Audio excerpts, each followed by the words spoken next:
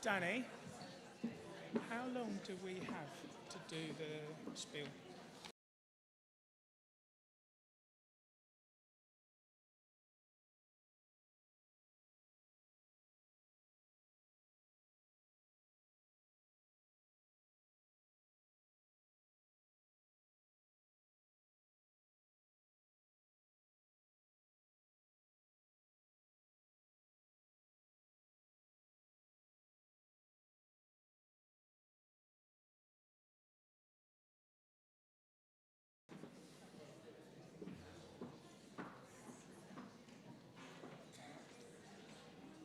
Good evening, everybody. You are so welcome.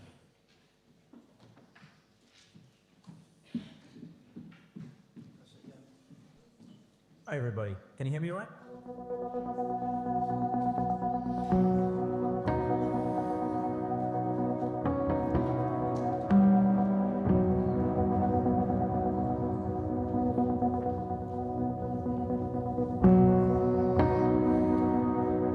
Maya was an art student in London that was subjected to a lot of abuse following October the 7th. Manipur, Assam, and Palestine. So, for many of the Marxist, communist scholars, as well as the political parties, Kashmiris or Palestine are comparable. Many studies have found the same thing in so many different places. I think this has to be considered one of the most robust findings of modern social science. How do you deal with this? I mean, is there sort of like, is the question of policy? And in 2009, 47 countries issued the so-called Terezin Declaration, agreeing to continue and to enhance the efforts to right the economic wrongs during the Holocaust. This is absolutely fantastic. I think it's so important that academics from all over the world are coming to London to engage in conversations surrounding Jew hatred, of course, Jewish identity. I think it points to a more strategic response from the Jewish Academy to what we're seeing with regards to rising rates of Jew hatred around the world.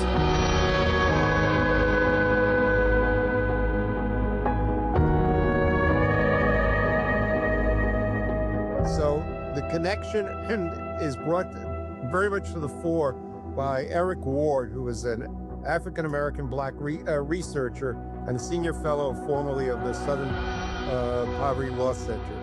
That's from EU law. That's where that comes from. So I'll be curious to see if there's some kind of like knock-on effect from the DSA outside of Europe. And this is where that Brussels effect has the potential. She's one of my interviewees. I was really honored that she allowed me to interview her for my third book. And her chapter is about integration and duality. Occupied with the British discourse and the story of British Jewry in this syllabus. Going further back to my doctoral research on women in Britain's fascist movement, I grappled with how to deal with these women's anti-Semitism. What actually works? What actually has an impact? And I'm wearing my tartan kippah and I'm watching the King and Queen. I thought, that's it. Because I'm not leaving my Jewishness at the door. I'm bringing it in and I'm making it part of who I am. We don't need to choose.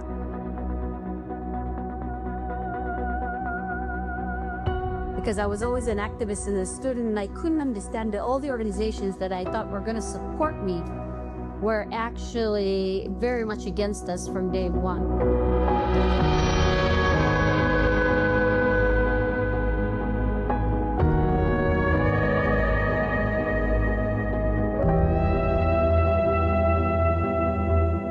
The points that were being made and staged about the seriousness with which some organizations take or don't take their research into anti-Semitism is really important, and just is a reminder of how necessary it is for researchers' data to be accurate and done with the necessary care.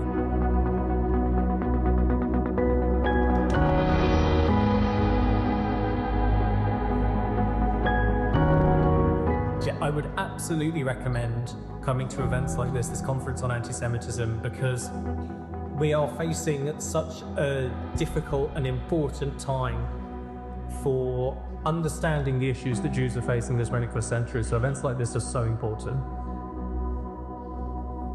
And I think everyone should be at this conference to learn. We have to continue our learning. It's vital.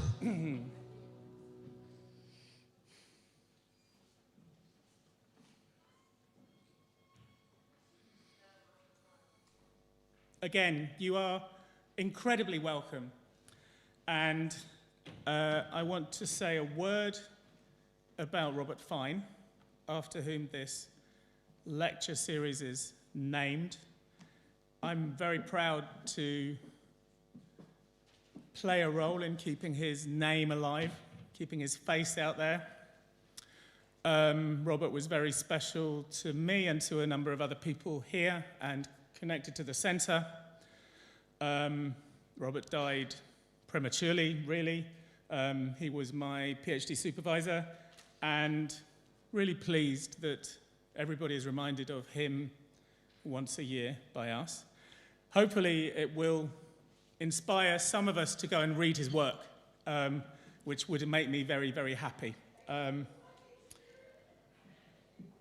I would like to also thank, in a very profound way, and not in a tick box way, the University of Westminster and Dibyesh Anand, who is the something Vice Chancellor of EDI something, thank you. And some colleagues from the University of Westminster also. But what I mean when I'm saying it's not a tick box thank, Dibyesh does not just rent us a room. He gives us a room. In fact, he gave us 2 rooms and 3 rooms. And he does not just give us a room, but he allows us to be part of the community of scholarship that is the University of Westminster with regularity. And that means a lot to us. And it means a lot to us in part because there is so much of the community of scholarship that we ought to be at home in, that ought to be part of our community that we are absolutely pushed out of and alienated from. So a huge thanks to Dibyesh and to Sylvie and everyone here at the University of Westminster, including, I believe, the VC, who is also supportive. Dibyesh should be here to welcome you. Unfortunately, he has had to travel for some very grave family reasons. But I have a statement from Dibyesh that I would like to read out. Dear guests, I am sorry that I could not be here to welcome you all to the University of Westminster and reiterate our resolve to be a place where we challenge all prejudices, including anti-Semitism, and celebrate diversities, including the belonging of Jewish students and colleagues. I had to be away to attend a family emergency. Universities have to be safe spaces for all, and no person should have to invisibilize themselves to feel safe. Yet we hear of some Jewish students and colleagues not feeling they can be visible about their Jewishness due to anti-Semitism. This is unacceptable. We are determined to work together with you. We are grateful to the organisers as well as the keynote lecturer, Dr. Dave Rich, MBE, for all the work they do to make our society a better place. Thank you. And there are a lot of fine words come out of academia, and from Dibyesh, it's more than fine words. It's really warm and loving and collegiate material support. So thank you, Dibyesh, and we wish you and your family all the very best. Also, for example, I would like to thank warm-heartedly, I think there are 5 security guys around the building paid for by the University of Westminster who work for the University of Westminster. So heartfelt thank you to them and to the CST also, who we have had discussions with about how to keep us safe I was told that we're very, very welcome here, and we know that because usually it is so cold in these lecture theatres. And for us, they've really stoked up the boiler, I'm told. So I think we should take that as a compliment, but if it's too warm, then apologies, I'm sure. Let me go quickly through today's program. We just heard from Dibyesh. In a moment, we're going to have the awarding of the Pete Newborn Award for 2025. After that, we will have the announcement of the London Centre for the Study of Contemporary Anti-Semitism book prize, £1,000 book prize. And after that, I will say a few more things about the project that we're involved in and that we're passionate about. And then we will buy you a drink and we'll go into the other room, I think through these doors at the bottom. And people can have a drink and socialize and meet each other. This is our annual event, kind of our Christmas party, right? Or our Hanukkah party, or our end of year coming together. But the coming together in real life, face to face, very important to me. We don't do it too often.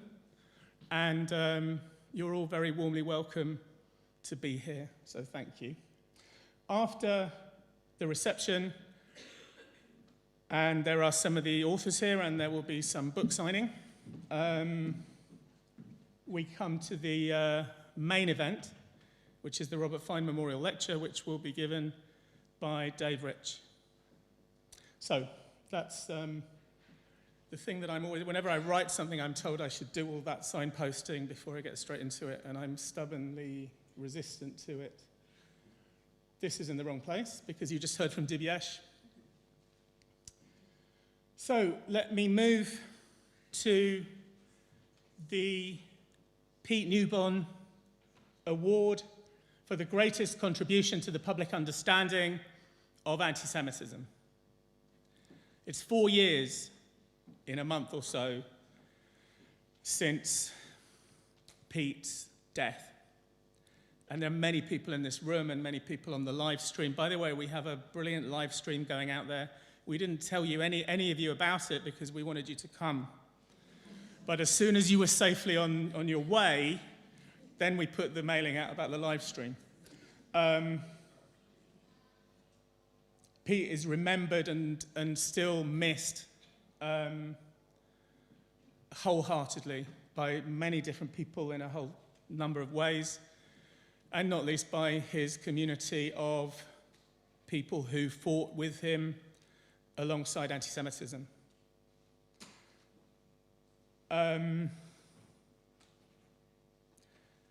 I would like to introduce the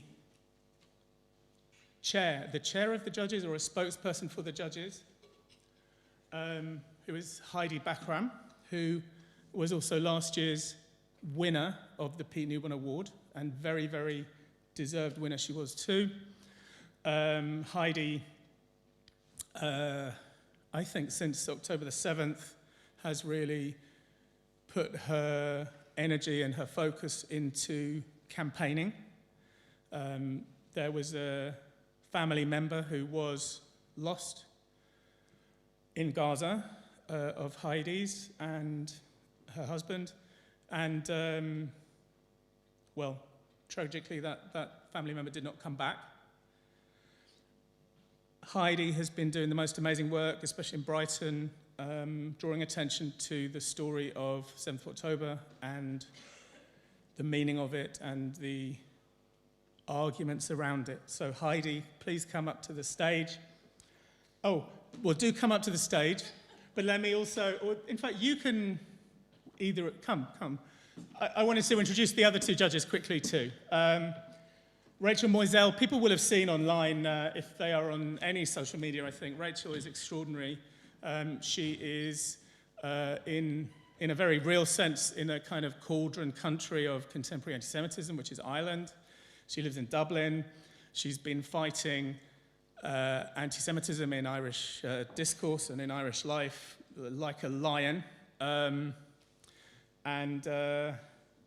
She was one of the judges, and the other judge is Jen Gerber, who people might remember she ran Labour Friends of Israel right through the Corbyn years. I see Louise Ellman is here. It's amazing people are here today. Louise Ellman was an MP, a Labour MP, and is now in the House of Lords. Louise and Luciana Berger were two women, Jewish Labour MPs in the city of Liverpool, and neither of them survived politically the Corbyn years. Jen Gerber ran Labour Friends of Israel during that time and has been a member of our Board of Trustees as we have set up and run for the last 3 years. Jen has just stood down from that role, but we love her and very much appreciate everything that she's done, actually. Heidi, the nominees. Hi, everyone. When LCSCA asked me to be one of the judges for this year's Pete Newburn Award, I was deeply honored. And it reminded me of time past, a whole year, a very long one. For us as a family, one of the worst. In February, we got the dreaded confirmation that my husband's cousin Zahi was not coming out of Gaza alive. When I stood here last year accepting this beautiful award, we were still fighting for him. 2 months later, the last flicker of hope was extinguished 30,000 feet in the air on a flight hastily arranged to Israel. Suddenly, we were flying to a funeral and not a reunion. We stood in front of Zahi's coffin alongside hundreds of mourners with no spaces between us. We were physically and emotionally squeezed together. As Zahi's wife Gali spoke, waves of anguish flowed outwards. We convulsed and contracted. One body of pain, the very atoms charged with grief. It created an invisible web that held us up when all we wanted to do was collapse. I see the same echoes of grief and connection and strength with this award. Pete fought hard. He was snatched from us so sharply that it supercharged the same sort of energized anguish. They feel the same because they are, because it's all connected. My fellow judges were the wonderful Rachel Moselle and the brilliant Jennifer Gerber, who I believe is stuck on a tube somewhere on the Northern Line. And I knew Rachel already from social media and had met her in person actually at an LCSCA conference. And I hadn't met Jennifer, yet we quickly fell together into an easy flow, an instant bond of mutual respect and sisterly warmth. It made a difficult decision much less fraught, and I really thank them for that. It was a true pleasure to work with them. There were so many strong nominations, as you can see. I guess because this has been a very good year for anti-Semites. We have needed every single one of those nominees and more. Needed them like we need life rafts. This was the year when deadly anti-Semitism came to the doors of a synagogue and stole even more from us. So we commend every fighter in all the ways that this battle can be waged. This is a mission that calls us all. The Pete Newburn Award is for public awareness of anti-Semitism. Of course, we would not be here today to be aware of the award of awareness if it were not for LCSCA and David Hirsch. They are stationed on our most challenging front lines and are fighting with everything they've got. When we had to choose the winner of the award, it was very hard because each one of our 3 nominees are so very impressive. We decided we wanted to honor them all in some way, so we will present them with something to recognize their incredible contribution, and then I'll announce our winner. So first, this person has been steadfast in the fight. She was there up to the knees in the muck of Labour anti-Semitism, fighting alongside Pete. Her attention to detail and willingness to go toe-to-toe with the haters is a truly treasured quality. She is both dogged and brave. So, for her dedication to the fight against anti-Semitism, please come up and receive your special recognition, Gillian Lazarus.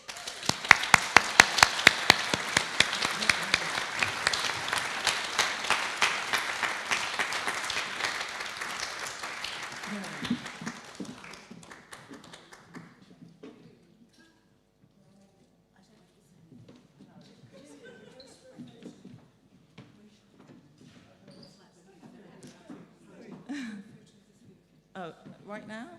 Okay. Not in front of the whatever. Okay, not in front.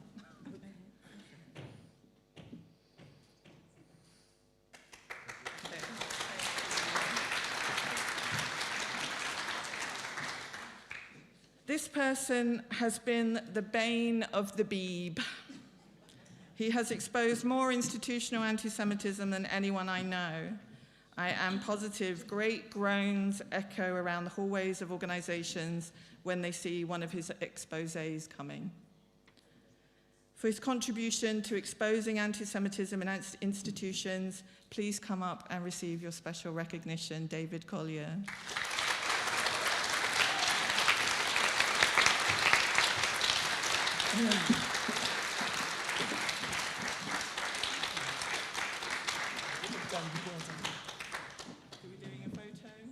Sure.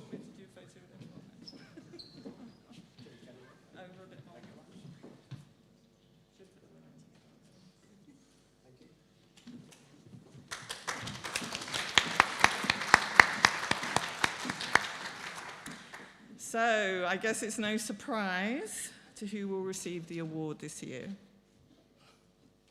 Don't make me cry. She was nominated last year, and if you can believe it, she's done even more since then. She works harder than anyone I know and is laser focused.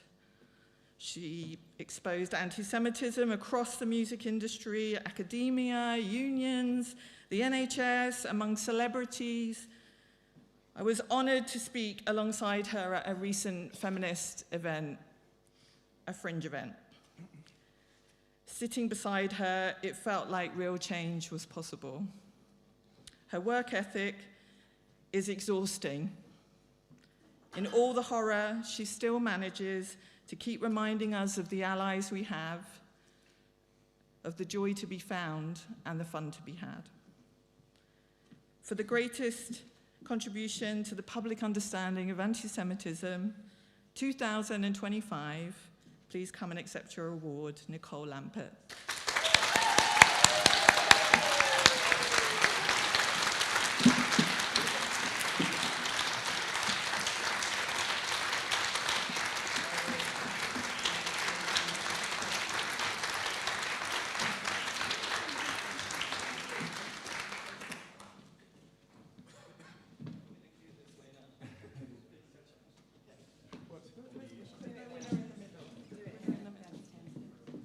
Trophy.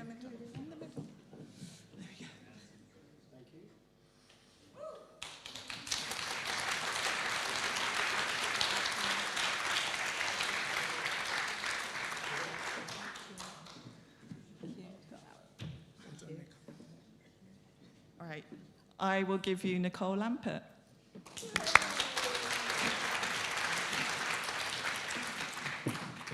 I hope you can hear me because I'm quite short. I didn't expect to get this actually, so I haven't done a speech. But I want to thank Jeremy Corbyn to start off with, because if it wasn't for him, then I would probably just still be writing tittle-tattle about celebrities. Jeremy Corbyn, thanks to him, I started writing online, and I met the wonderful Pete, who this award is named after. When I say met, like lots of people, we formed a relationship online. I never met him in real life, I'm sad to say. But he was always there with his humour. For me, it was always very exciting to have an actual academic talk to me and treat me with respect. And we all miss him and his humour very much. Thanks to Corbyn, I met Heidi, and I met the three great Davids of the anti-Semitism world, the wonderful David Hirsch here, the brilliant David Collier, my fellow nominee, and Dave Rich, of course, who are all kind of my linchpins, the people I look at and often go to for advice. Gillian, also fellow nominee, is another person that I've met in this fight. She's amazing the way she wades through the absolute hell of these horrendous groups.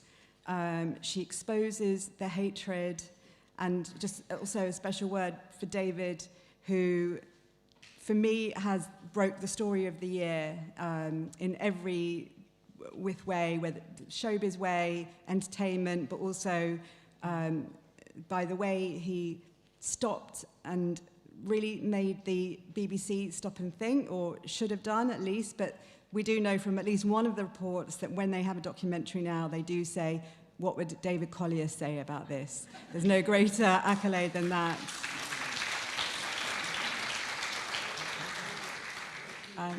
It's great to be here amongst so many friends, and thanks to Jeremy Corbyn, I know at least half of the room, and I wouldn't have known almost any of you before that time. I want to particularly thank my Labour Against Anti-Semitism friends. Many of you are here and who are always there for advice. My journalist friends. So just on Friday, I can say, can you give me some ideas of where Israel has been cancelled? And within 5 minutes, I have 10 ideas being thrown at me. Editors like Jake, my feminist friends, my friends from the entertainment industry. Today here, it feels like we are family, and that's what we need more of, because the war is over, or there's certainly a ceasefire, a fragile ceasefire, but this war that we are in continues. And I think we're not fighting it well enough. We're not fighting it together, and that's something that I implore all of us to do, to meet each other in the break here and to talk and to figure out how we fight this bigger war against us, against world Jewry, because otherwise we don't have a future in this country. I want to try and end it on I suppose, a happy note. I'm having just spoken to someone from the Jewish community in Birmingham and having a look at what the medics are going through, looking at Eurovision. All I can say is that we have right on our side. We've been here before. We can get through it. And thanks to all the amazing people in here, we will. Thank you very much.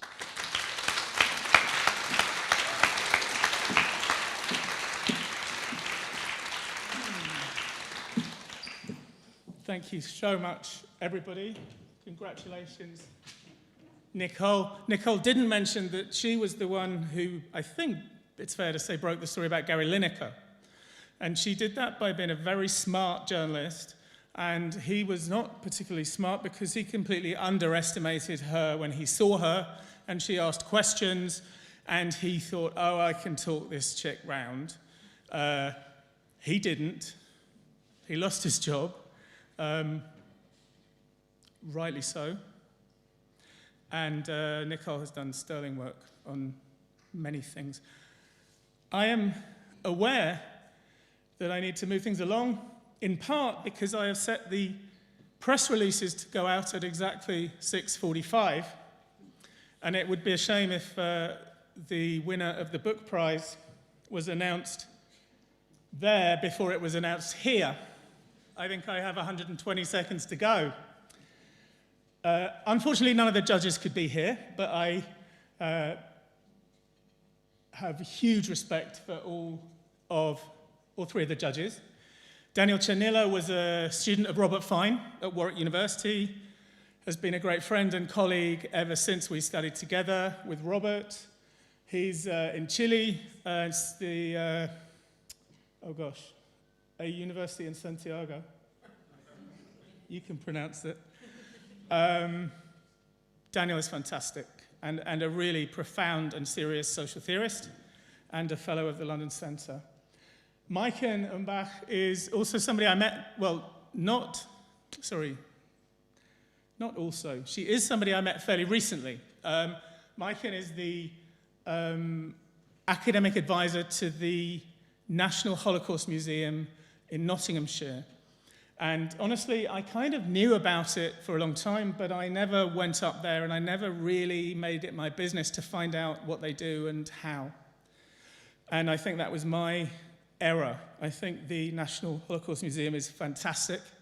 It's really interesting.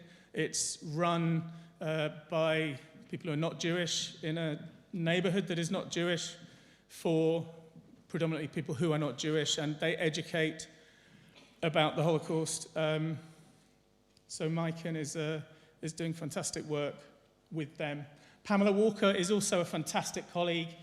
I spend a lot of time traveling, going to events and conferences and this and that, and I met Pamela in fact, Pamela got in touch with me before I traveled and said, why is everybody in my department anti-Semitic? She said, I'm not Jewish. In fact, she's a Christian. And she said, what's going on here? Can you help me? And, well, I tried. But Pamela is doing great work at Carleton University in Ottawa with a little bit of my help, but mainly with her own help. So, 3 brilliant judges. The nominees are Ben Freeman, the Jews and Indigenous people, Brendan O'Neill, After the Pogrom, Douglas Murray, On Democracies and Death Cults, Eli Sharabi, Hostage, and Jake Wallace-Simons, who is, I think, the only one of the group who is here. Made the effort, he says, grumpily. You're very welcome, Jake. Those are the nominations. And I think the press release is going out this second, strangely, so I will tell you who won the prize, and it is Eli Sharabi.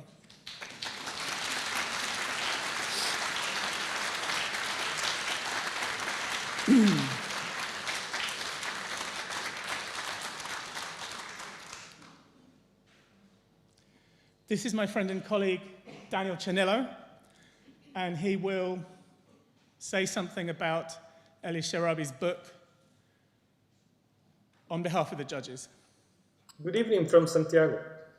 I have great pleasure in speaking to you on behalf of the judges for the London Centre for the Study of Contemporary Antisemitism Book Prize. Eli Sharabi has written a profoundly moving book. Its value lies in the paradox that we wish it never had to be written at all, but we're simultaneously grateful that he found the bravery to do so. In the midst of the most brutal circumstances, Sharabi's determination to survive his kidnapping by Hamas leads us into a soul-searching journey of hunger and solidarity, family and friendship, identity and humiliation, human values and hatred. Through his multiple conversations with his captors, Sharabi also depicts their terrifying worldview. What emerges about their motivations is a terrifying cocktail of a visceral and largely unreflected set of anti-Jewish myths, mixed with a personal ambition and a quest for self-advancement. Antisemitism, in this instance, as indeed in many others, is less a coherent theory as a crazed fantasy in which a nicer world will magically emerge if only it has no Jews in it. During the 16 months of his ordeal, Sharabi's only certainty was his conviction that his people had not forgotten those in captivity. As he returned to life, he discovered that his wife, daughters, and brothers had been killed. Yet he found the moral strength to gift us with this precious book. So many congratulations to Eli Sharabi for having written such an important work. Good night.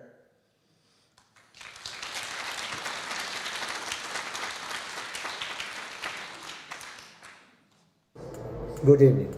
I want to express my heartfelt thanks to the London Centre of the Study of Contemporary Anti-Semitism for honoring my book Hostage with this award. This means so much to me. Your center's work researching, exposing, and challenging contemporary anti-Semitism is invaluable.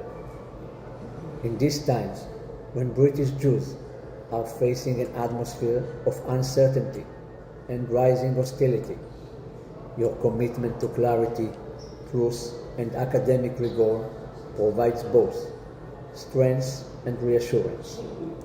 Hostage was written to shed light on a reality that should never be ignored, and knowing that it resonates with a community so deeply engaged in combating hatred is extremely meaningful. Thank you, not just for this recognition, but for the essential work you do every day.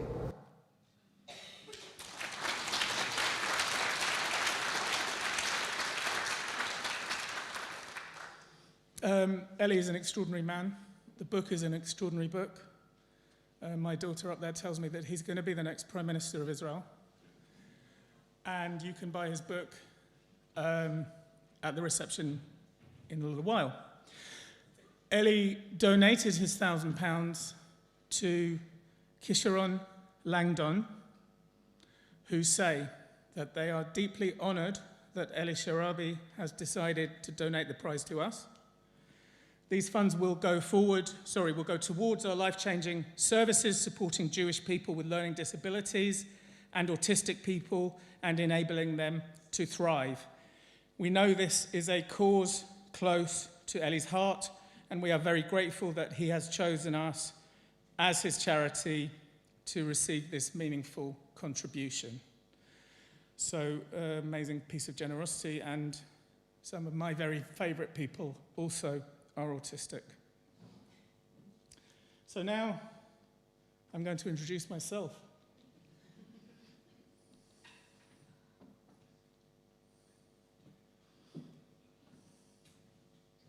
Hirsch, Zionist, David Hirsch, Zionist, David Hirsch, Zionist, Zionist, Zionist, David Hirsch, David Hirsch, David Hirsch, David Hirsch, Zionist, Zionist, Zionist, Zionist, Zionist, Zionist, Zionist, Zionist, Zionist, Zionist, Zionist, Zionist, Zionist, Zionist, Zionist, Zionist, Zionist, Zionist, David Hirsch.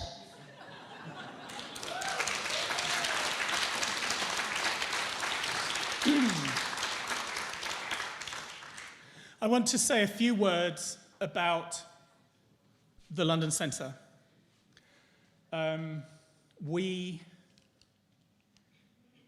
People will remember that we had our conference and our big launch event planned for the 11th of September 2022. And people will remember that Her Majesty the Queen died on the 8th of September and messed up all our plans. The conference did go ahead and it was very successful. And I want to tell you something about what we do and why, and I want to tell you something about the progress that we made.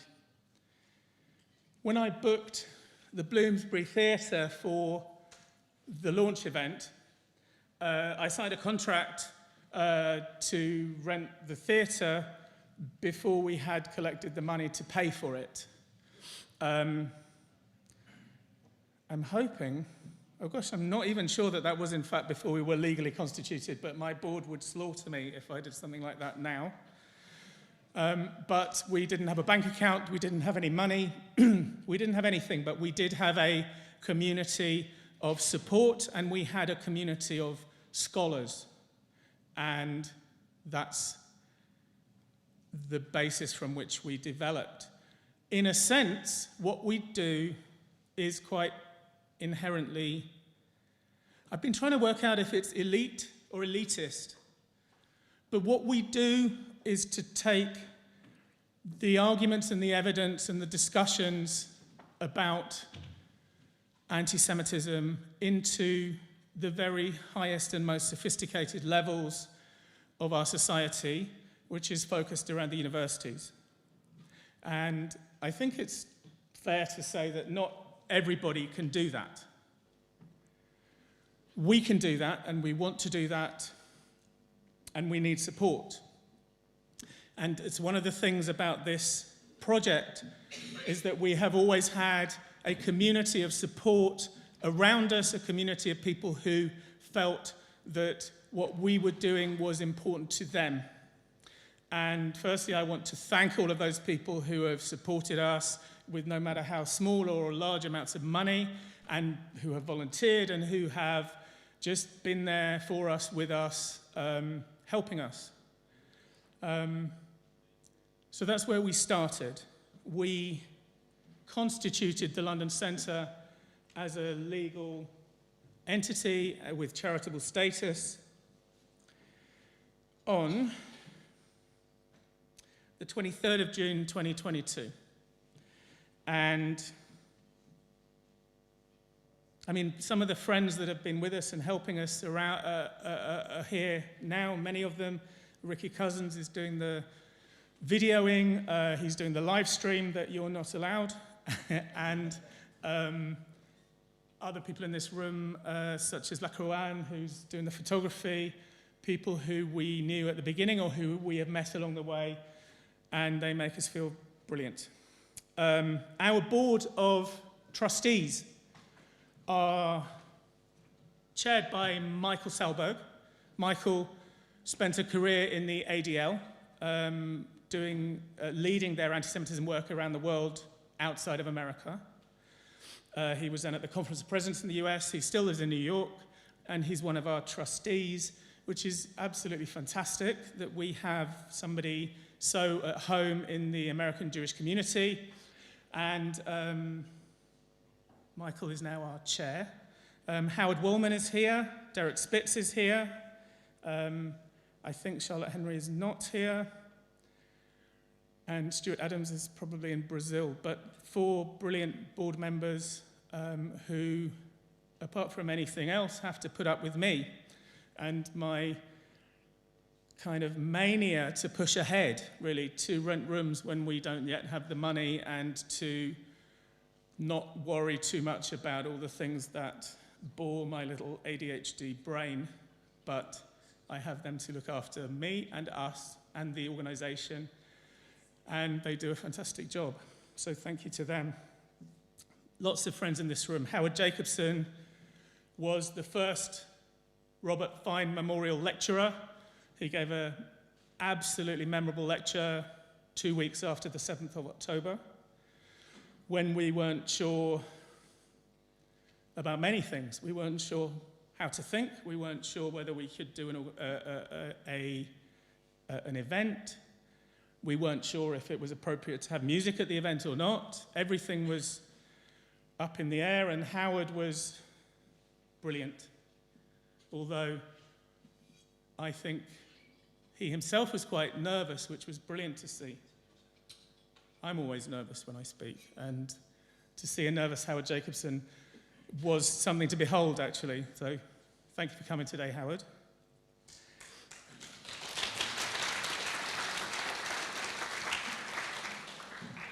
What are we here for, and what do we do?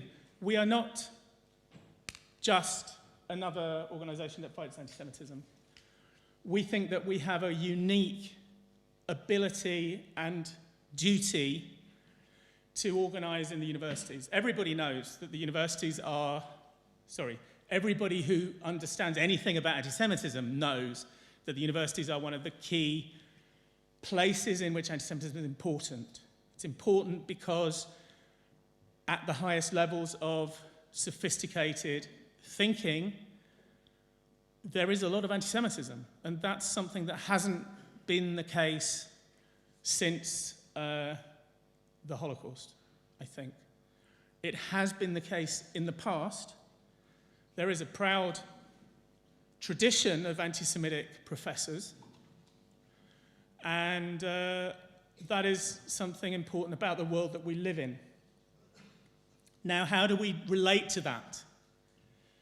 Sometimes it's tempting to look at some of the things that are tolerated in the universities and just say the universities are finished and they are dead, and we just need to get out and we need to do our thinking and our teaching and everything somewhere else.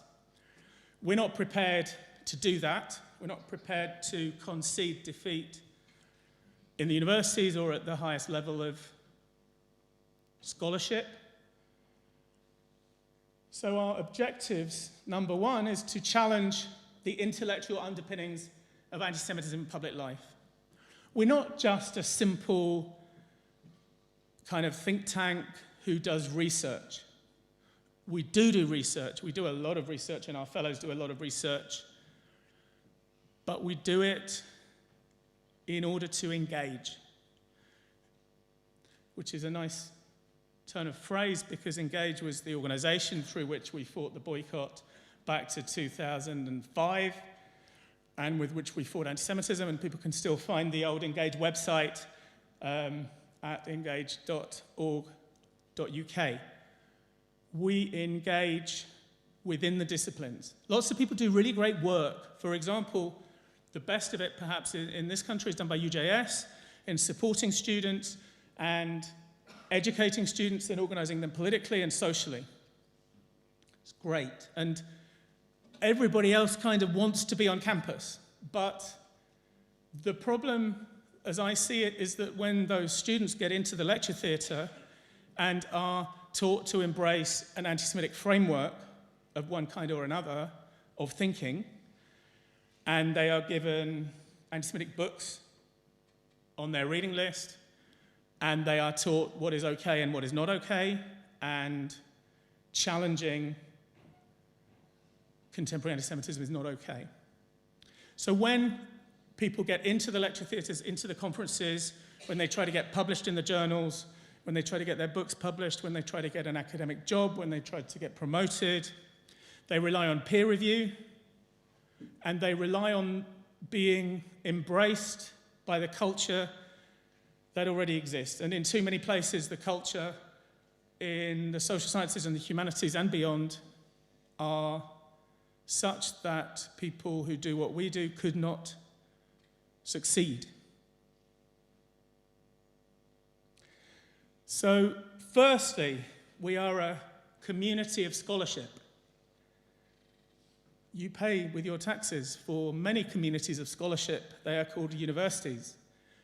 But we are not really allowed to do the work that we do in them. We are allowed to be in them, some of us, although I know many, many people who were great students, great grad students, wrote great books, wrote great papers, and could never get academic jobs.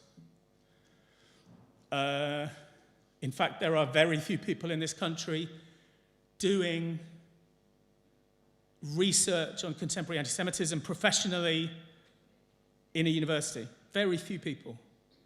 There are a number of people who are retired and who are doing it. There are a number of people who earn their living doing something else in academia, but who do a little bit of this on the side. So the communities of scholarship that our society builds are places that we feel locked out of. I said I do a lot of traveling, and I meet a lot of people, and I used to kind of ask people, why don't you come and be a fellow of the London Centre? And at some point, it was quite obvious to me, and it should have been obvious to me a long time before, this is not a professional way to behave. So we put out a call for applications, and we said, if you want to be a fellow of the London Centre, send us an email to tell us how your values align with ours, and send us a CV, and send us some of your scholarship. And we were inundated with people wanting to join us. I still have this thing, and I still have it. It's quite difficult to get rid of this idea that people don't want to associate themselves with us because it will destroy their career. And there is something in that. But what we found was that there were, I think there's about 110 people, faces on that image, who do want to be associated with us and who are courageous and brilliant, and I'm very proud of every single one of them, and many of them are in this room today. And with a community of scholarship, we need an infrastructure of scholarship. We have been pushing forward with international collaboration that I think I'm very proud of. People will know that this year In March, we had a really successful conference at JW3 because we couldn't get a university venue. I'm not sure why. There were brilliant art exhibitions running through the conference. I think Mina Kupferman is here somewhere. I think Maya, oh God, I always stumble on your second name, Maya. Maya is here also. And Marami.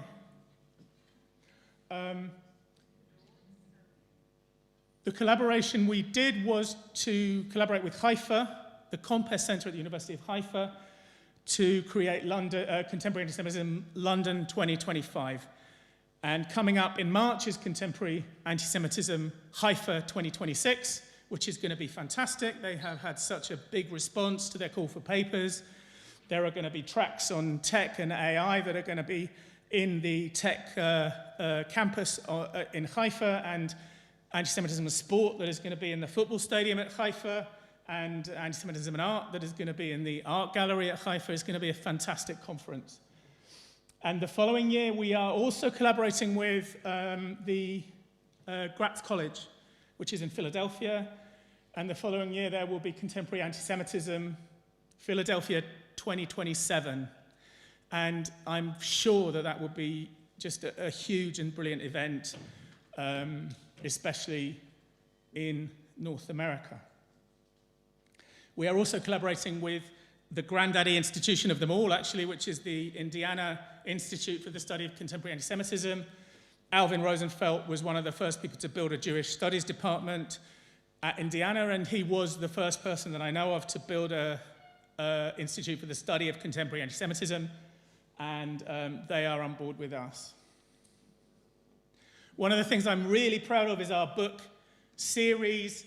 We need to create conferences, book publishing, journal publishing, the infrastructure of scholarship. And people can look at those books downstairs, but I think we don't yet have Peter Hacker's new book. Oh, we do. We have copies of Peter Hacker, which is published, I think, this week. Peter Hacker is an Oxford philosopher who wrote, I think, one of the most important books on Wittgenstein. And in late age, I think it's fair to say he sat down and wrote about Hamas and about contemporary anti-Semitism. And even though he is a great Oxford scholar, he could not get a book on this topic published. And he was recommended to come to us, and we said, yeah. We said, yeah, we can do that. John Strawson, who's here, and Philip Spencer, who's also here, work on the book publishing project, and we're trying to bring more people in because we need more people to read and to help people get their manuscripts into shape. John Strawson worked with Peter Hacker, and the book is now out, and I'm so proud of all that stuff. Danny. Oh, 5 minutes. Very quickly, one of the things about the London Centre is that we are nimble, we have convening power, we have respect. That's a picture of an event that we did in King's and in the House of Lords on Islamist anti-Semitism. We did it following the attack on the synagogue in Manchester and following the banning of Israeli football fans from Birmingham.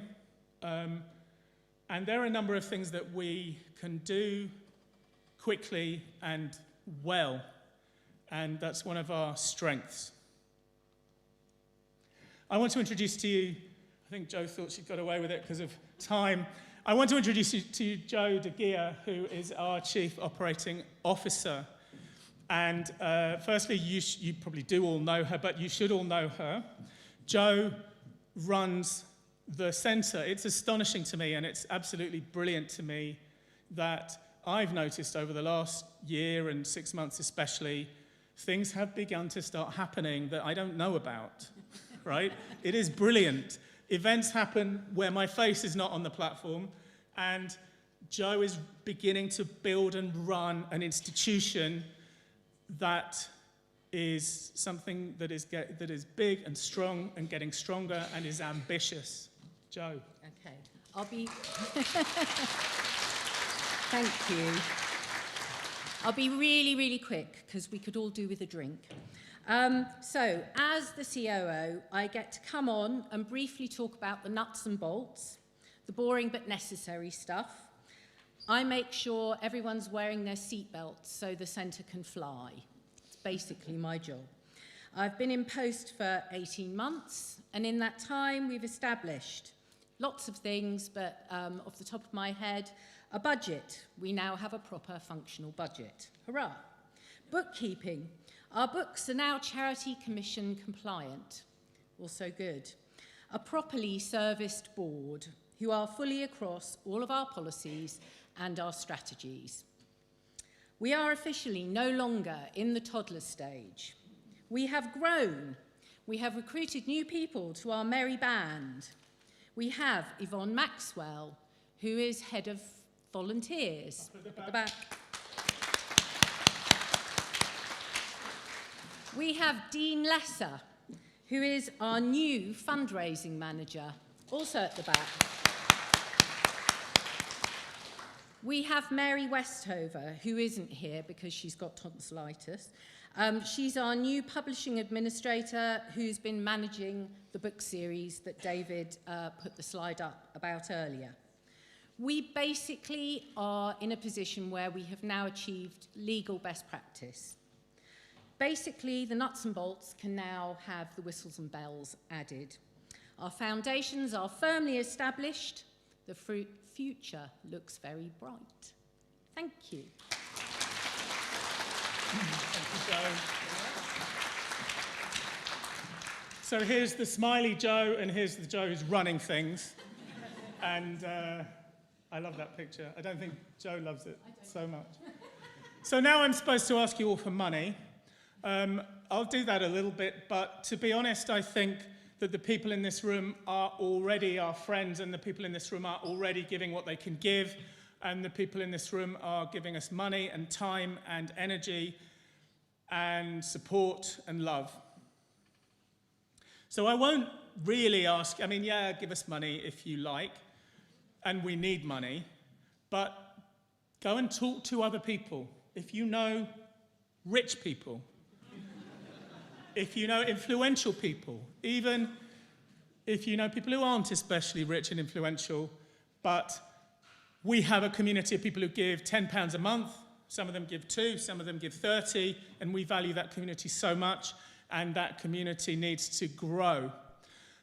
We also need to talk to people who can give us more serious money, because I would say a little bit stronger than Joe did, we have built a compliant and serious institution.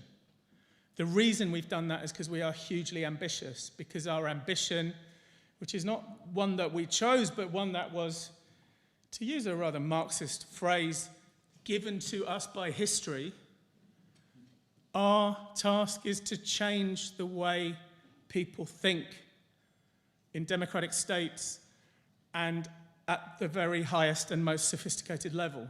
So that's not bells and whistles, that's millions of pounds.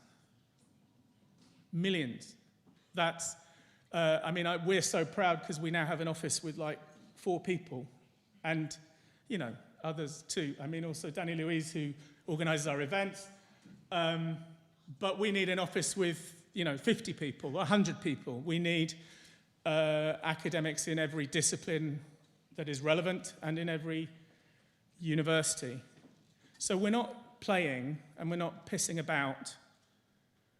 We need to change how people think at the very highest and most sophisticated level.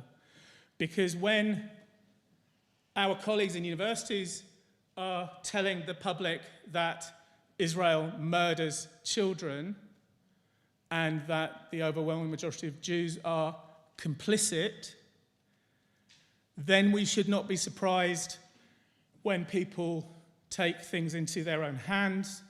And the attack on the synagogue in Manchester was preceded by a shout of, "This is for the babies that you murdered."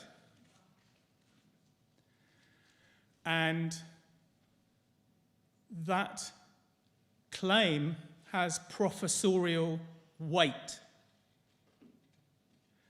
And we have to do what we can to challenge that. We do it in a scholarly way. We're academics. We're, real academics. We're not just people who are kind of shouting at profs who don't really understand what's going on.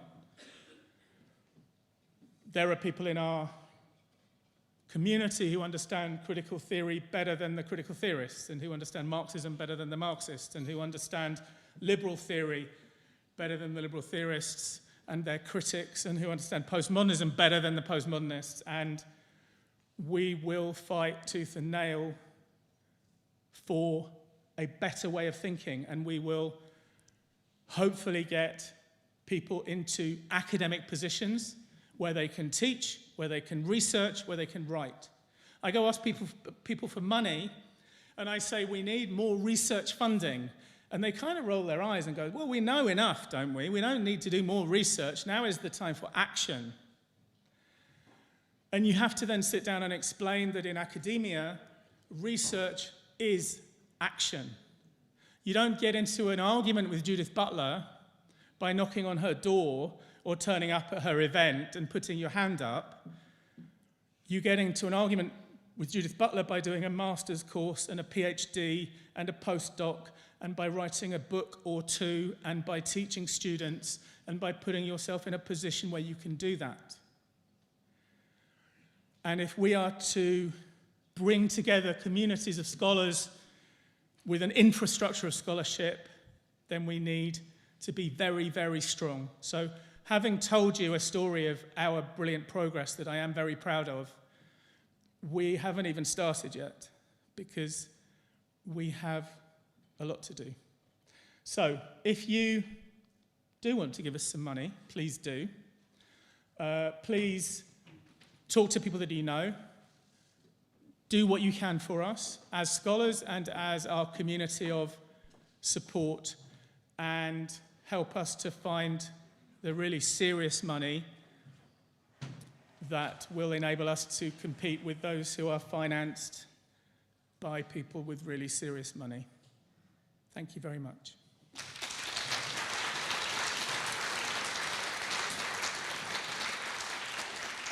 So please come and have a drink, and we will be back in 30 minutes for the main event, which is Dave Rich. Thank you.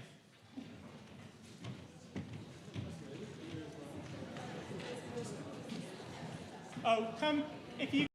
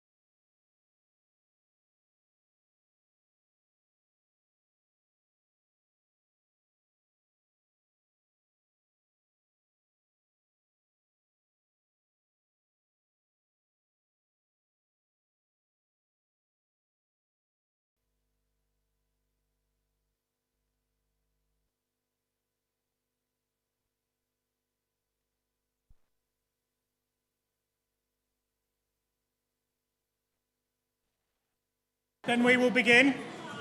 Oops. Hello, David. Hello. I'm going to introduce Joanna first, and she's going to introduce you.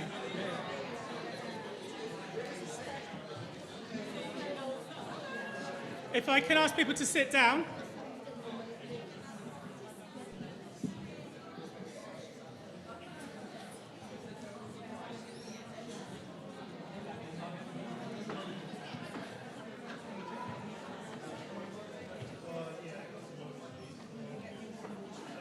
Okay.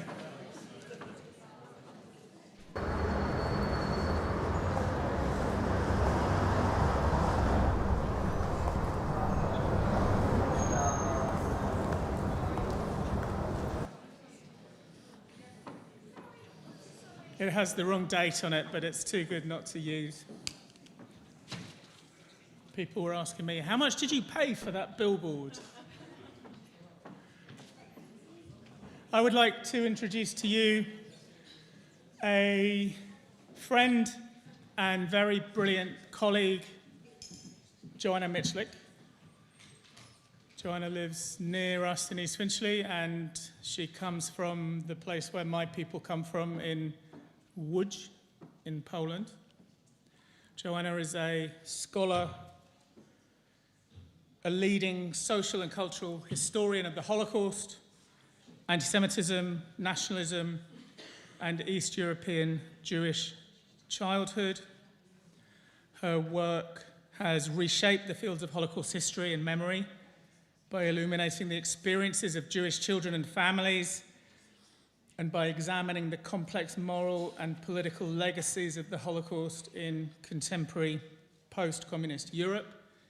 In 23 and 24, she was a full professor visiting at the University of Lund in Sweden. It is a scandal that she is not a properly tenured professor somewhere, and the fact that she is not will tell you something about the difficulties of being an academic who takes contemporary anti-Semitism seriously. I could list to you many, many people who we would like to support and help to be doing research and writing and teaching, and Joanna is at the top of the list. Joanna, I'd like to invite you to come up and to take over from me on behalf of the London Centre and to chair the Robert Fine Memorial Lecture. Joanna.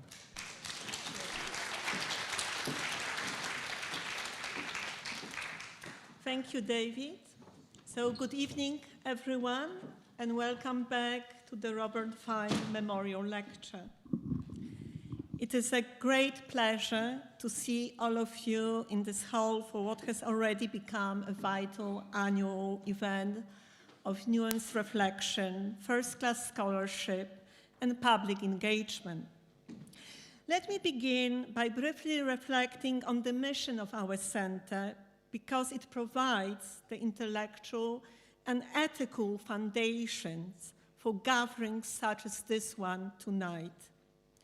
The center, our center, aims to create a rigorous, honest, and courageous space for understanding anti-Semitism as it manifests today.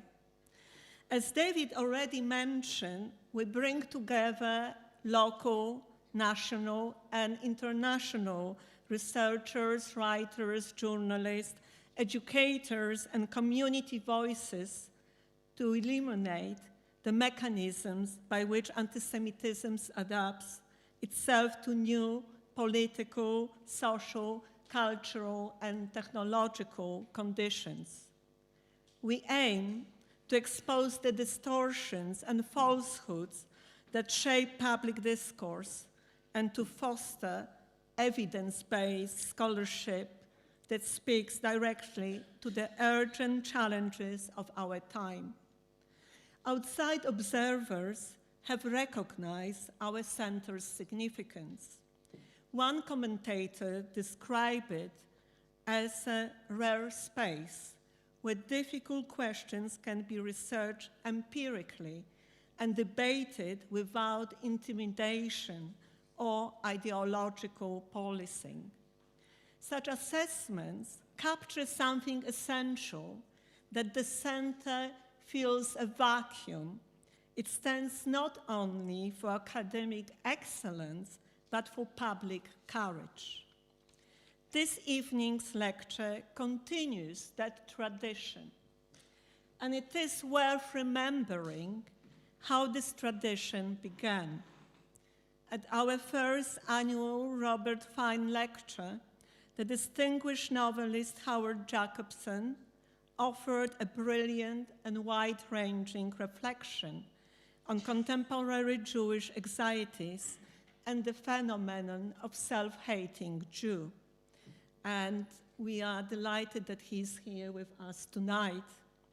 In that lecture, he mentioned Dr. Dave Rich as an analyst whose work helped illuminate the strange and shifting forms of anti-Semitism. It is therefore particularly fitting that this year we welcome Dave himself as our Robert Fine lecturer. Before I invite Dave to the stage, allow me to introduce him properly. Dr. Dave Rich, MBE, is one of Britain's foremost authorities on anti-Semitism, anti-Zionism, and political extremism. He has worked at the Community Security Trust since 1994 and now serves as its Director of Policy, shaping national understanding of anti-Semitic trends and supporting victims of hate crime. Dave completed his PhD at the Peirce Institute for the Study of Anti-Semitism at Birkbeck, University of London in 2015. His doctoral work was on Zionist and anti-Zionist political protest and student activism in Britain, 1968-1986. Dave is also a research fellow at our center and serves on the editorial board of the Journal of Contemporary Antisemitism. His major works, including Everyday Hate, along with many, many academic essays, have become indispensable guides to understanding the dynamics of antisemitism in the United Kingdom and beyond. But his contributions also extend beyond academia. He has written for major international newspapers and journals, and he serves on key national advisory bodies on hate crime. Earlier this year, he was awarded the honor of Member of the Order of the British Empire for his outstanding service to the Jewish community and to the public understanding of extremism and anti-Semitism. But I would like to end on a memorial or more personal reflection, with a more personal reflection. In the months since October 7, when the British Jewish community has experienced unprecedented levels of fear, anger, and isolation, Dave's regular short commentaries on Substack, Everyday Hate, have become a source of clarity and, importantly, of steadiness. They have helped articulate the deep anxiety of British Jews, not as an abstraction, but as a lived daily reality. For me, and I believe for many people in this room, his writing has offered something rare, a voice that corrects distortions and half-truths circulating in mainstream media, and that explains without simplifying, a voice confronting painful realities without surrendering to despair, and Dave shared with me that these commentaries might be published soon. In addition, Dave has been one of the few public intellectuals willing to interrogate carefully the phenomenon of Holocaust inversion after October 7, a topic he addressed in a paper, "The Holocaust Cannot Mean Whatever You Want It to Mean." With the same forensic precision and clarity, Dave most recently discussed the Prescott Report on the BBC. It is exactly the kind of intellectually nuanced and ethically grounded work that Robert Fine himself would have admired for his scholarship, courage, and contribution to public understanding of anti-Semitism at the moment of profound communal vulnerability. It is a privilege to welcome him tonight. Dr. Dave Rich, the floor is yours.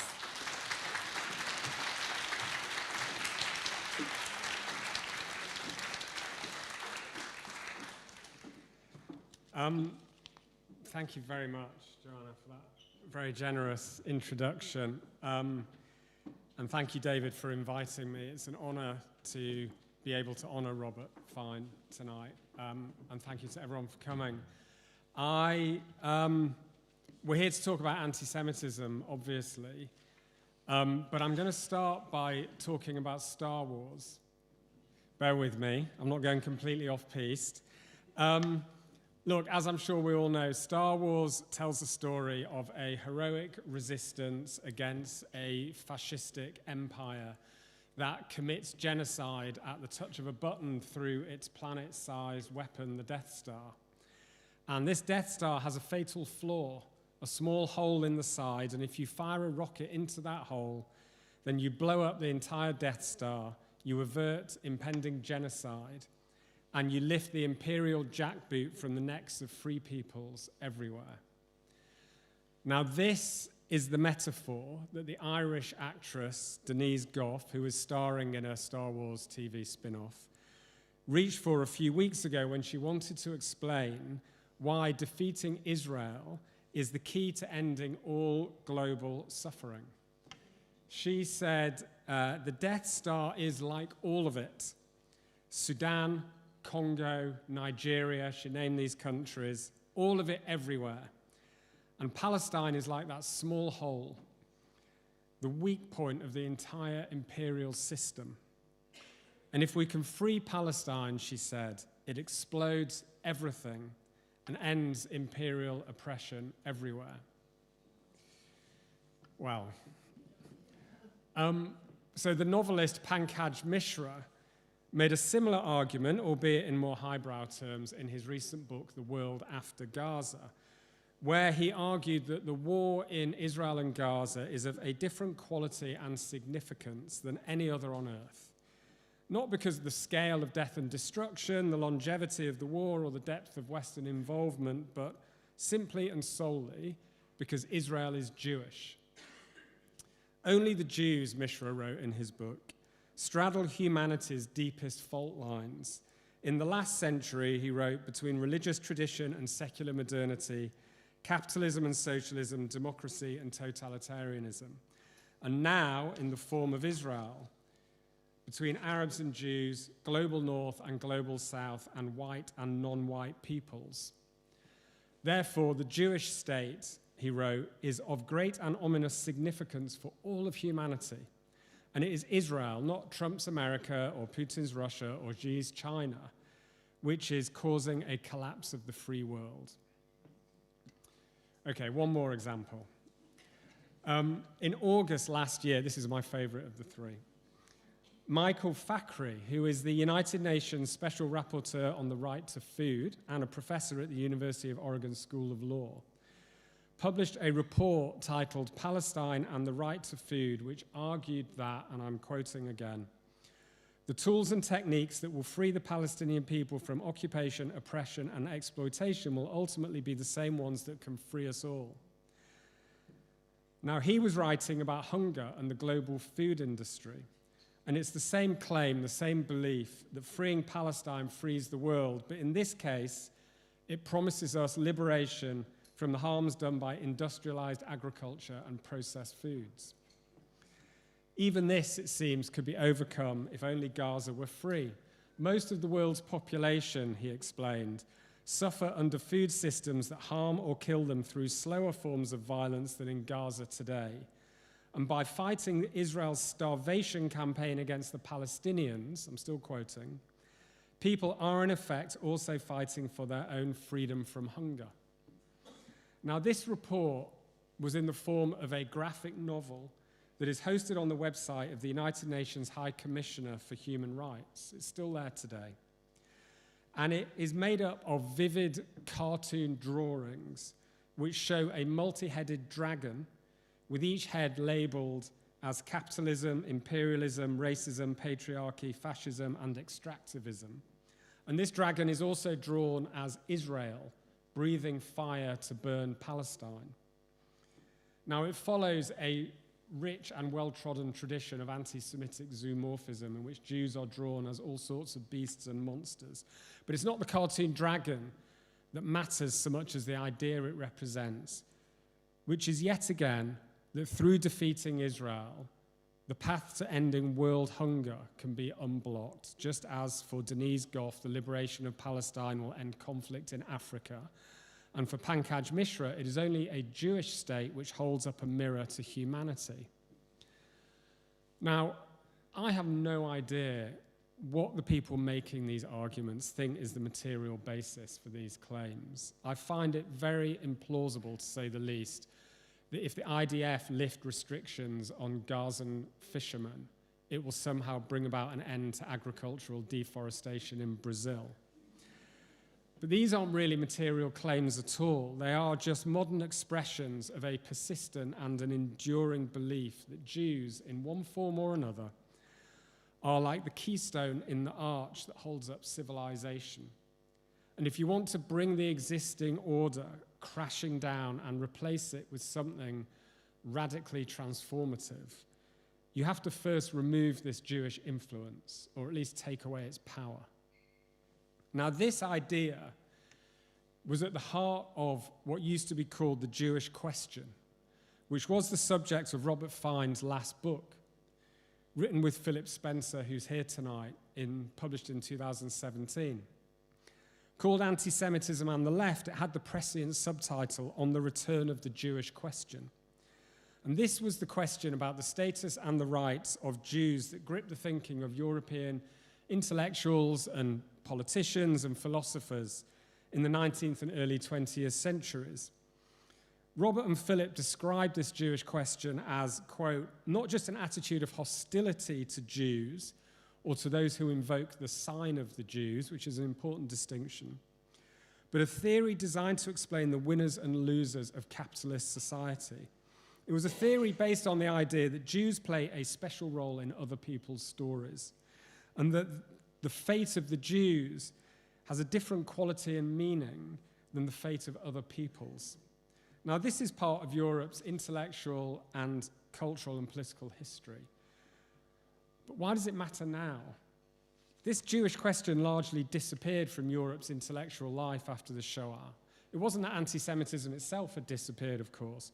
The worst anti-Jewish riots in modern British history were in 1947, just 2 years after the BBC had broadcast the liberation of Belsen. The Soviet Union and its communist satellites used anti-Semitism as a tool of internal control and internationally as a tool of subversion throughout the Cold War. Anti-Semitic attitudes are, and have been for many years, common in Muslim-majority countries, and indeed in some Muslim communities in the West. And Islamist movements regularly place anti-Jewish conspiracies at the heart of their explanations for the repeated failings of the Islamic world during the 20th century. So anti-Semitism itself never disappeared. But in general, in Western societies, it lost its power to explain. and its ability to mobilize millions behind a political project. Anti-Semitism was defeated along with the Nazis, put on trial at Nuremberg, and pronounced guilty not just of crimes against Jews, but against humanity. It became a subject of history, memorialized through Anne Frank and Oskar Schindler, lampooned by Mel Brooks and Larry David, but not a relevant factor in the shaping of today's world. And the fact that it's come back is a reminder that what matters is not just the presence of anti-Semitism itself, but when it is put to work in support of a wider political program. Those days, for a few decades at least, seem to have gone, until now. It turns out that anti-Semitism does not give up so easily. I'm sure I don't need to revise the catalogue of anti-Jewish violence and hatred that has swept around the world over the past 2 years. We saw it most tragically and most recently in Manchester on Yom Kippur, adding Heaton Park to Washington, D.C., Boulder, and the UAE as sites of anti-Jewish murder since October 7th. And before then, Pittsburgh, Paris, Copenhagen, Toulouse, and many others too. Bigotry of all types exists everywhere, but there is no other form of hatred that operates globally in such a synchronized fashion. Synagogues have been burnt on 5 continents since October 7th. Whenever I mention that in an article or an interview, that's always the statistic that gets fact-checked. Really? 5 continents? We weren't aware of that, is what I normally get back. And the answer is yes, 5, more than once in most occasions. But the fact that people, especially from left-leaning media outlets, as these were, don't have this front and center of their kind of mental anti-racist landscape, it isn't populating their social media feeds and their political conversations, that in itself speaks volumes. Then there's the daily stuff, the too small to make the news anti-Semitism.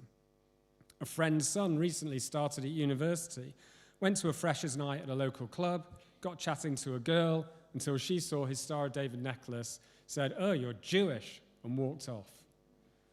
Every Jewish person has either experienced this kind of thing themselves in the past 2 years, knows someone who has, or knows of someone who has. According to the Institute for Jewish Policy Research, 32% of British Jews personally experienced direct anti-Semitism last year. Not just saw it online, but personally, directly at them. That's what normalizing anti-Semitism looks like. And it isn't just the personal comments, but the way it's become a familiar and regular part of mainstream politics and media. Does everyone here watch Loose Women?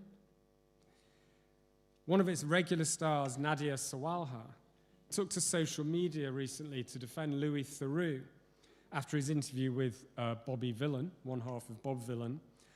And she defended Louis Theroux from what she called the group of people who live by their pound of flesh rule. No prizes for guessing who she means.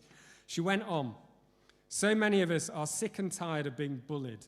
The threat that has hung over our heads for years and years that we may be anti-Semitic, you've worn it out. There's a brashness, a kind of a daring sense of freedom in finally saying what needs to be said about the Jews." But this increase in the quantity and the availability of anti-Semitism isn't on its own the reason why it feels like the old Jewish question is rising from its political grave. It's that people are joining the dots. They are noticing Jews in the language of the American far right. People are reaching for explanations and descriptions of their world that place Jews and Jewishness and Jewish things at their center, with Israel and Zionism the most contemporary and most relevant manifestation of this today. Anti-Semitism is always dangerous for individuals, but this is what makes it dangerous for entire societies. I'll explain what I mean. Let's start in New York with Zohran Mamdani, mayor-elect, who said in 2023 that when the boot of the NYPD is on your neck, it's been laced by the IDF. Or Tucker Carlson, who, after Charlie Kirk was assassinated in September, gave a eulogy at the memorial service in which he compared Kirk's assassination to the crucifixion, the implication being the same people were responsible for both. Or Louis Theroux, who I mentioned, who, when interviewing Bobby Villan, mused on how Jewish identity, these are his words, has become almost like an acceptable way of understanding ethno-nationalism, and that they are prototyping an aggressive militarized form of this ethno-nationalism. And according to Theroux, it is post-Holocaust Jewish exceptionalism or Zionist exceptionalism that has become a role model for Orban and Trump and similar political figures elsewhere. Now, you don't need to be from any political or any particular background to do this. Tucker Carlson is a right-wing Christian nationalist. Zoran Mamdani is a left-wing secular Muslim. Louis Theroux is a British liberal. The theory that Zionists were to blame for the post-Southport riots last summer was shared by, amongst others, David Miller, Cage International, Matt Kennard of left-wing Declassified TV, the Islamic Human Rights Commission, and the American white supremacist and Holocaust denier Nick Fuentes. Now, on one level, this is just regular conspiracy mongering, right? You find something bad that is happening, you blame Jews or Zionists or Israel, and you move along. But I think that there are deeper patterns at play here. So let's go back to Louis Theroux. He blamed Israel and Jewish exceptionalism, his phrase, for the fact that Viktor Orban champions a narrow, ethnically exclusive form of nationalism in Hungary, and that Trump's America has seen a resurgence of white identity politics. But Hungary does not need the Jews to teach it ethno-nationalism. The Hungarian nation-state that emerged from the Austro-Hungarian Empire between the two world wars was constructed out of legalized ethno-nationalism. Laws were passed to restrict access to higher education and key professions for Jews and non-Magyar ethnic groups. You could even argue the entire map of Central and Eastern Europe and the Balkans is the result of a century of ethno-nationalist wars, ethnic cleansing, and nation building. If Viktor Orban wants inspiration for his version of a narrow ethnic film of nationalism and to incorporate that into government, Europe has its own authentic native traditions for him to draw on. Much of this history is forgotten now, and that's the point. Instead, there's a need for a collective amnesia so that the borders we now have feel permanent and peaceful relations can develop, but all that suppressed guilt has to go somewhere. So it's Jewish exceptionalism that gets the blame for East European ethno-nationalism, as if Europe needs the Jews to teach it such a thing. Similarly, when Donald Trump talks of America first, it's an indigenous American tradition that he is harking back to. Neither Orban nor Trump need Jews or Israel to teach them these things. As for Mamdani's claim that when the boot of the NYPD is on your neck, it's been laced by the IDF, the idea that American police forces need to learn racist brutality from Israelis, that without Israel such abuses would not happen in the United States, is grotesque. This is scapegoating in its fullest and most traditional sense. Rather than confront the dark past and guilty secrets of Western societies, far better to load all those sins onto the traditional scapegoat and just cast it out into the wilderness. But whereas in the biblical fable, the purpose of the scapegoat was to heal divisions within society, this version has the opposite effect. Let's return to Mamdani and his quote in full, because I think it tells us a lot. He said, "I think that for anyone to care about these issues, we have to make them hyper-local. We have to make clear that when the boot of the NYPD is on your neck, it's been laced by the IDF." There's that quote. And then he went on. "For working-class people who have very little time, who have so many stresses, who are under so many pressures, there isn't that much time for symbolism. We have to make it materially connected to their life." How, though, I wonder, is the IDF materially connected to the lives of New Yorkers? It reminds me of a speech by Dr. Rama Aladwan, who was one of the NHS's anti-Semitic doctors, in Leeds last August at a rally in the city centre. She said, "It isn't only Palestine that's occupied by Zionism. Our Western governments are occupied themselves by Zionism," and she defined Zionism as Jewish supremacy. "And Jewish communities," she said, "must be held accountable."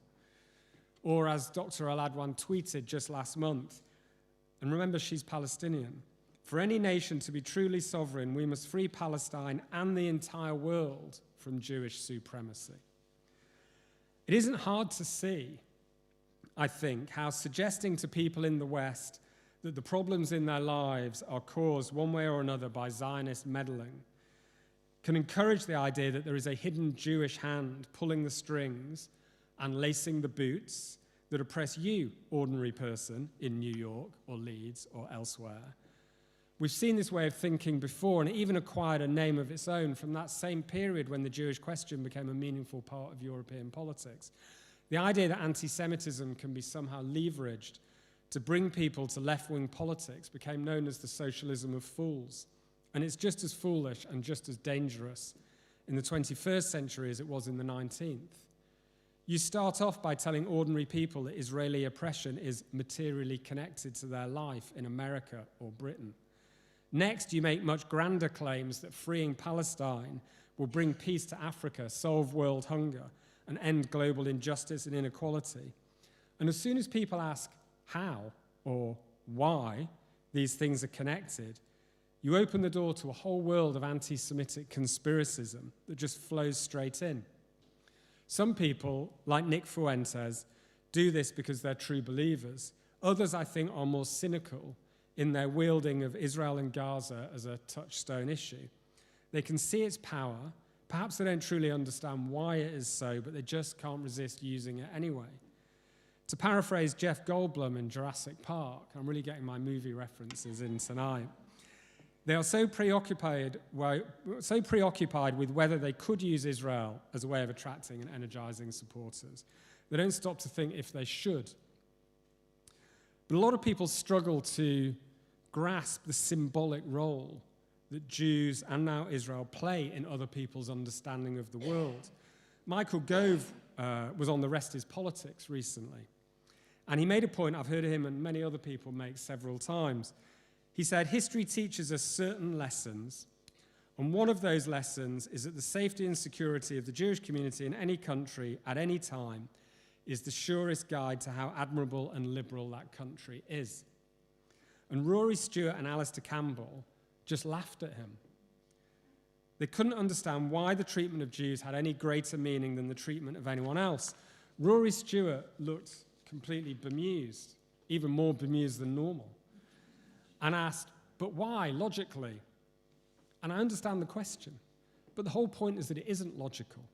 It's symbolic. It draws on ideas and instincts about Jews that are buried deep in our culture and our thinking, and it emerges especially at times when society is under the most stress. Just look at our streets.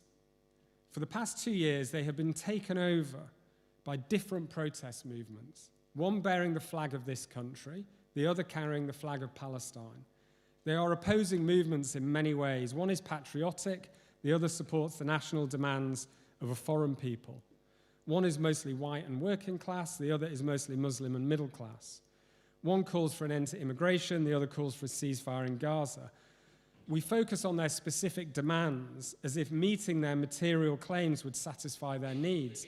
But really, they're both hoping for a different kind of Britain entirely, for a new world remade around their own identities, their sense of who they are, and both, directly or indirectly, relate this to the status of Jews, real or imagined, here or in Israel. The pro-Palestine movement is obviously and explicitly about Israel. The other street movement, the one with the British flags, is led by Tommy Robinson, who recently tried to position himself as Israel's new supposed best friend. And just a word about that. When Kanye West went on his anti-Semitic rant 3 years ago, Robinson wrote a long essay called The Jewish Question, that phrase again. He wrote a long essay supporting Kanye West. Jews do control Hollywood and the music industry, Tommy Robinson wrote. Kanye has a point, and these Jews need to change their behavior. So his supposed support for Jews and Israel is very, very conditional. He's completely open about this. He has a fixed idea of how that Jews should behave only in ways that support his politics and his aims, and he will attack, not just abandon, but attack any Jews who behave in any way he disapproves of. The irony is that some of the Jews who support Robinson, mainly in America and Israel rather than here, also call for Jewish unity. But you can't do both, because Robinson is very happy to divide Jews into good and bad and set each against the other. He's no kind of friend at all. Now, on the other side of these rival but kind of parallel movements, stands Charlotte Church, who described the pro-Palestine movement as the biggest spiritual quest of our time, and said taking part in pro-Palestine activism was a deeply spiritual experience for her. And it's a revealing way of putting things. If the pro-Palestine movement was not related in some way to Jews and Jewishness and the role these concepts play in our world, I don't think it would resonate at a spiritual level at all. Now, whenever anti-Israel campaigners are challenged on why they devote so much time and energy and emotion to the issue of Israel and Palestine, rather than any other situation of appalling suffering around the world, they usually give more material, less spiritual explanations. They point to the scale of death and destruction in Gaza, the complicity of Western governments, Britain's colonial legacy, these kind of things. But all of these factors also apply to, let's say, Sudan. In fact, far more so, on all three counts. The number of people killed, displaced, and hungry in Sudan is substantially higher than in Gaza. The amount of arms sold by Britain to the UAE, which is generally regarded as the sponsor of the force committing most of the atrocities in Sudan, far outweighs the amounts sold by Britain to Israel. And as for colonialism, some of the most famous events and people in British imperial history happened in Sudan. But none of this counts in the same way, because Sudan carries no spiritual resonance in Western civilization and no symbolic role in our politics. There has never been a Sudanese question in European thought. The formative stories of Western civilization, the font of our moral and cultural identity, are found instead in Judaism and in the land of Israel. I think this is what Pankaj Mishra meant when he wrote that conflicts involving Israel have this unique relevance for humanity. There is only one Holy Land. There is only one Jerusalem. There are lots of other things that feed into the obsessive focus on Israel, but this is its origin point. Now, we don't stop often enough to acknowledge just how weird this all is. The idea that the status of Jews, such a numerically insignificant people, and Israel, a tiny nation in territory and population, should play such an outsized role on a global canvas is something we become used to, but it remains quite odd. David Nirenberg made a similar point in a recent edition of Joe Glanville's book of essays on anti-Semitism. He said, "We struggle to meet the challenge of understanding anti-Semitism's appeal because we always get stuck on reality. In the last century," he said, "Hannah Arendt tried to understand anti-Semitism through economics. The Jews are hated because they're so rich. And in this century, today, it's about Israel. The Jews are hated because Israel is a colonial, occupying apartheid state." But, Nirenberg said, the real is not the actual driver of this logic. And he's right. Anti-Semitism is not rooted in reality. Either it's entirely a fiction, or it takes a partial reality and reshapes it into unrecognizable fantasy. But sometimes our inability to think beyond reality, not only do we fail to meet this challenge, but it reaches the point of self-parody. Last month, an academic called Dr. Samar Makusi gave a talk to the Students for Justice in Palestine Society at UCL, in which she included an actual blood libel as fact. Dr. Makusi told the story of the Damascus blood libel of 1840, except she told it not as fiction but as fact, that Jews really do use non-Jewish blood in our religious rituals, as evidence of the malevolence of Jews within a much longer anti-Semitic diatribe in this lecture. And she got her facts wrong. Instead of saying that Jews use non-Jewish blood to bake matzah at Passover, she said we use it to make pancakes at Shavuot. And some people went on social media to correct her on this point. Jewish people, who I really respect, while condemning her, said, "No, you've got it wrong. It's not pancakes at Shavuot, it's matzah at Pesach." And I was thinking, that's not the problem here. In a darkly comic twist, before this academic did her PhD at UCL, she used to work at UNRWA, of course. But when we analyze anti-Semitism, we do this a lot. We fall into the mistake of being too rational, too analytical. It's a strange thing to say at an academic event, I know, but rational analysis has a limited capacity to explain what is fundamentally an irrational phenomenon. So yes, we can laugh at Dr. Marcusi, but she is an educated woman, an academic with a PhD who had recently completed a research post at UCL, which is one of the top 10 universities in the world. And she was teaching the blood libel as fact. And it begs the question, why, time and again, do people fall for this stuff? Remember Robert Fine and Philip Spencer's definition of the Jewish question, a theory designed to explain the winners and losers of capitalist society. The past 2 decades have seen increasing numbers of losers, from globalization, from the 2008 economic crash, the pandemic, the cost of housing, the AI squeeze on graduate jobs, and the rest.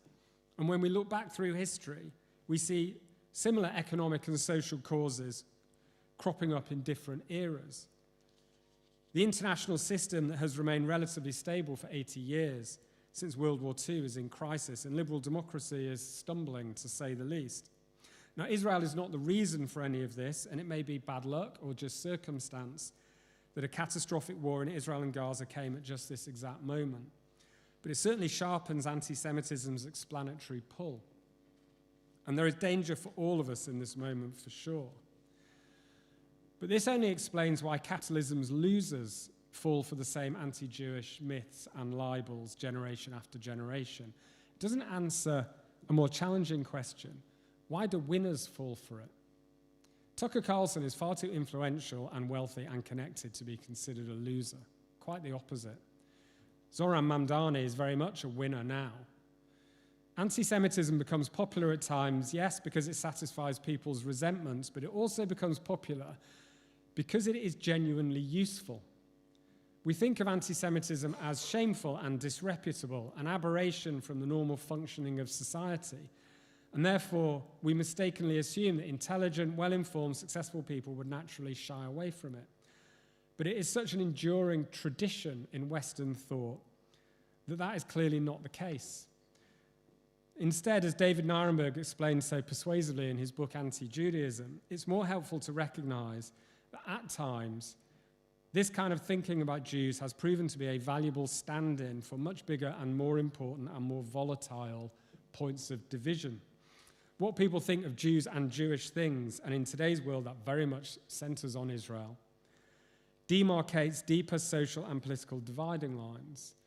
The MAGA movement in the United States is currently falling out with itself over whether anti-Semitism and Hitler admiration are welcome within the Republican Party.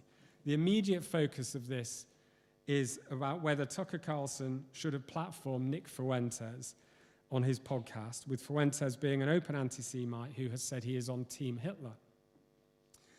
And indeed, there is a broader argument in that world over whether it was Churchill, not Hitler, who was the real villain of World War II. Seriously. But what this represents is a more profound disagreement, not about Jews per se, but about what kind of country America should be, whether it will always be a country of immigrants or whether it will turn its back on the world, and whether Western civilization is Judeo-Christian or Christian nationalist. These are profound questions that play out through the vector of Jews and discussions about Jewish things. You can see similar things in British politics. A poll last month by the think tank More in Common showed that ex-Labour voters looking for a new political home go primarily to Reform if they support Israel and to the Greens if they support the Palestinians. Now, most of them are not making their decision on this basis, but it is a reliable indicator of what else they think. And of course, at the last general election, 4 independent Muslim MPs won parliamentary seats by running campaigns that used Gaza to appeal directly to Muslim voters on the basis of their Muslim identity. Now, other issues were in play in those elections, similar kind of disenchantment and frustration with politics, so that felt by voters across society. But it was only Gaza that could mobilize enough votes to actually win the seats. Now, for a long time, this way of thinking lost its purchase in mainstream society. Ordinary people just weren't interested. I don't think we can say that anymore. A combination of profound changes in global and national politics and the way that myths and lies are pumped around society by manipulated social media algorithms means that lots of people are thinking and talking about Jews and Jewish things, which includes Israel and the Holocaust and anti-Semitism, who never gave those issues much thought at all previously. Now, it is impossible to separate all of this from everything that has happened since Hamas stormed into Israel on the morning of 7th of October 2023, slaughtered 1,200 people and took 251 hostages. That was a seismic day, not only for Israel and for Palestinians, but for all Jews everywhere. And it is telling that the recent ceasefire agreement and the prospect of some kind of shaky peace left much of the pro-Palestinian movement in this country disappointed. The Palestine Solidarity Campaign condemned Trump's 21-point peace plan that led to the ceasefire as a continuation of Israel's genocide against the Palestinian people, in their words. A reminder that Israel will be accused of genocide whatever it does. And it's an example of how, for this movement, Israel exists in a category of one where common words take on unique meanings that apply to Israel alone. Apartheid, genocide, colonialism, refugee, these words enter a kind of weird Alice in Wonderland-style vortex of meaning when applied to Israel. Now here too, people respond to the genocide charge through facts and data. How many civilians have been killed versus how many combatants, whether the IDF properly warns civilians to leave combat zones, and so on and so on. Israel's supporters take this charge of genocide on its face as an evidence-based allegation of a crime and try to construct the case for the defense. But there is no defense because the charge is not made on that basis or for that purpose. Instead, it has this symbolic, unreal quality. Paul Weller recently said, Paul Weller, the musician, he has a deeply held and non-negotiable belief that the state of Israel was committing genocide against the Palestinian people in Gaza, and that this belief is a central part of his moral and philosophical worldview. Now, he said this for a legal case, and I don't know if he really believes it or not, but I guess if it was in a legal document, he must mean it.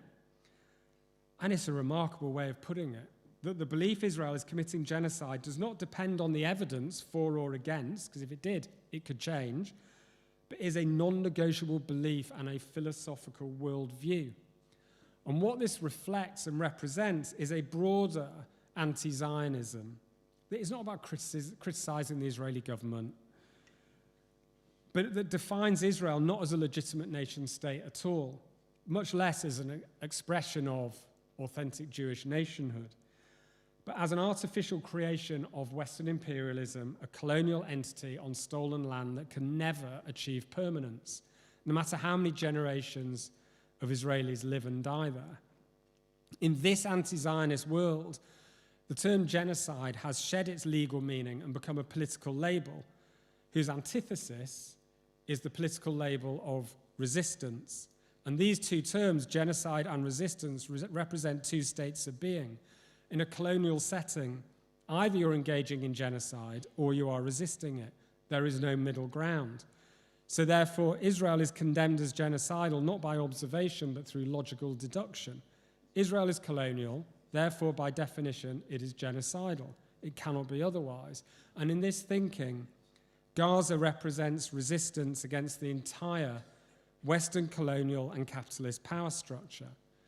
This is the central principle of anti-Zionism today, the idea that runs through it like a stick of rock. But what is it for, actually? What is the anti-Zionist movement for? If we strip away the political sloganeering and the academic ambiguities, it is a plot to kill a nation. That's it. Anti-Zionism is a campaign across decades and continents to kill the nation of Israel, erase its name and its national identity from history, and replace it with something non-Jewish. And whether this campaign is pursued through ballistic missiles and suicide bombers, seminars and journals, or street protests and placards, that is its goal. Now again, this is so odd. I cannot think of another campaign of such historical length, global reach, size, duration and depth, all constructed to justify, call for, and bring about the elimination of an existing nation state against the wishes of most of its citizens.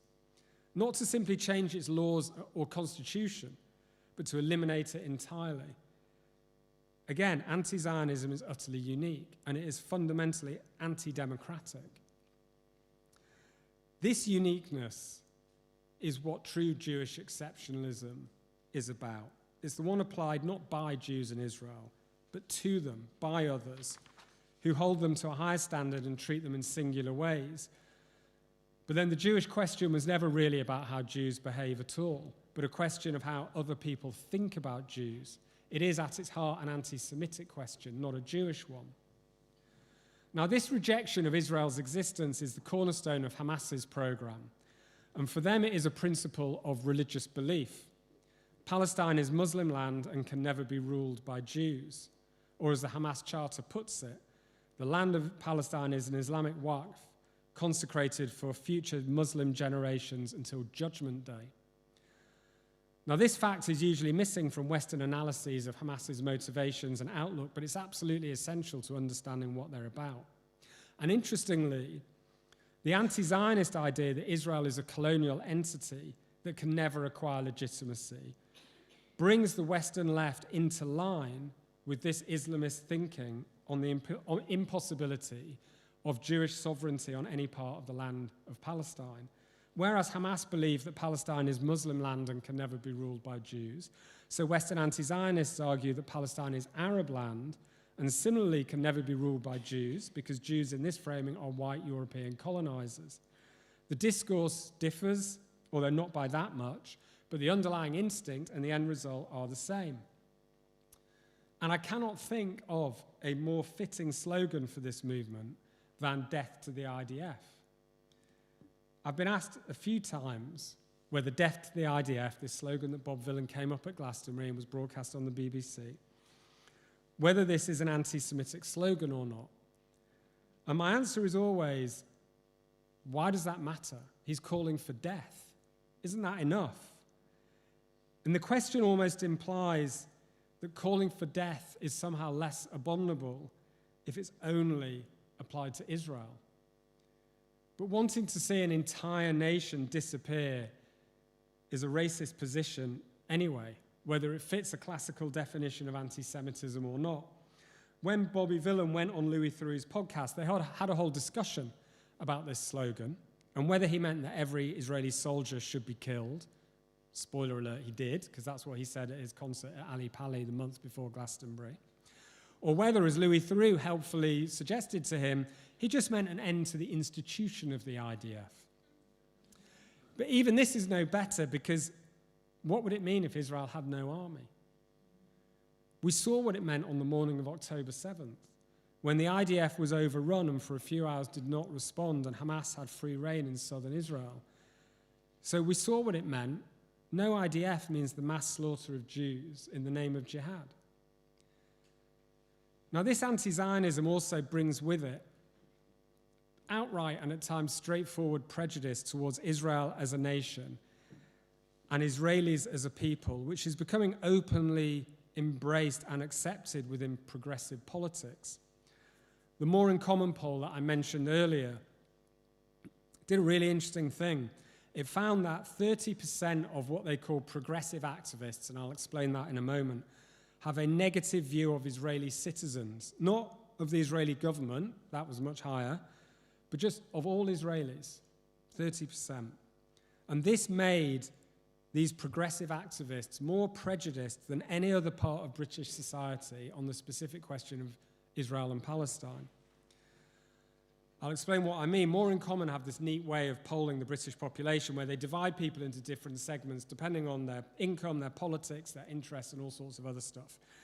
And they define progressive activists as these are the people who work for charities and NGOs and in the public sector. They're younger than average, they're highly educated, they're politically engaged, they're left-wing. These are who everyone else would call woke, basically. And when More in Common asked people whether they feel negatively about Israeli or Palestinian people, not the governments, just ordinary Israelis and Palestinians, it was the progressive activists who came out the most prejudiced of all. 30% said they feel negatively towards Israelis, only 24% felt positively.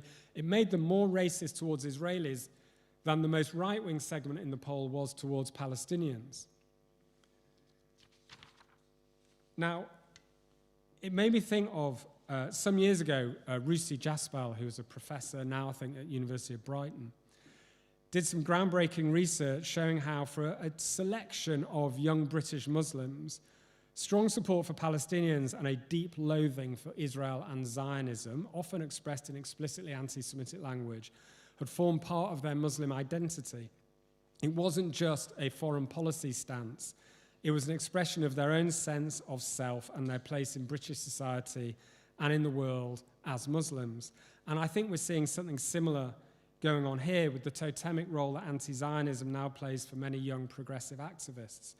It's as if anti-Zionism has become a political identity in and of itself, with all the contempt and the suspicion that brings for Israelis and indirectly, therefore, for Jews.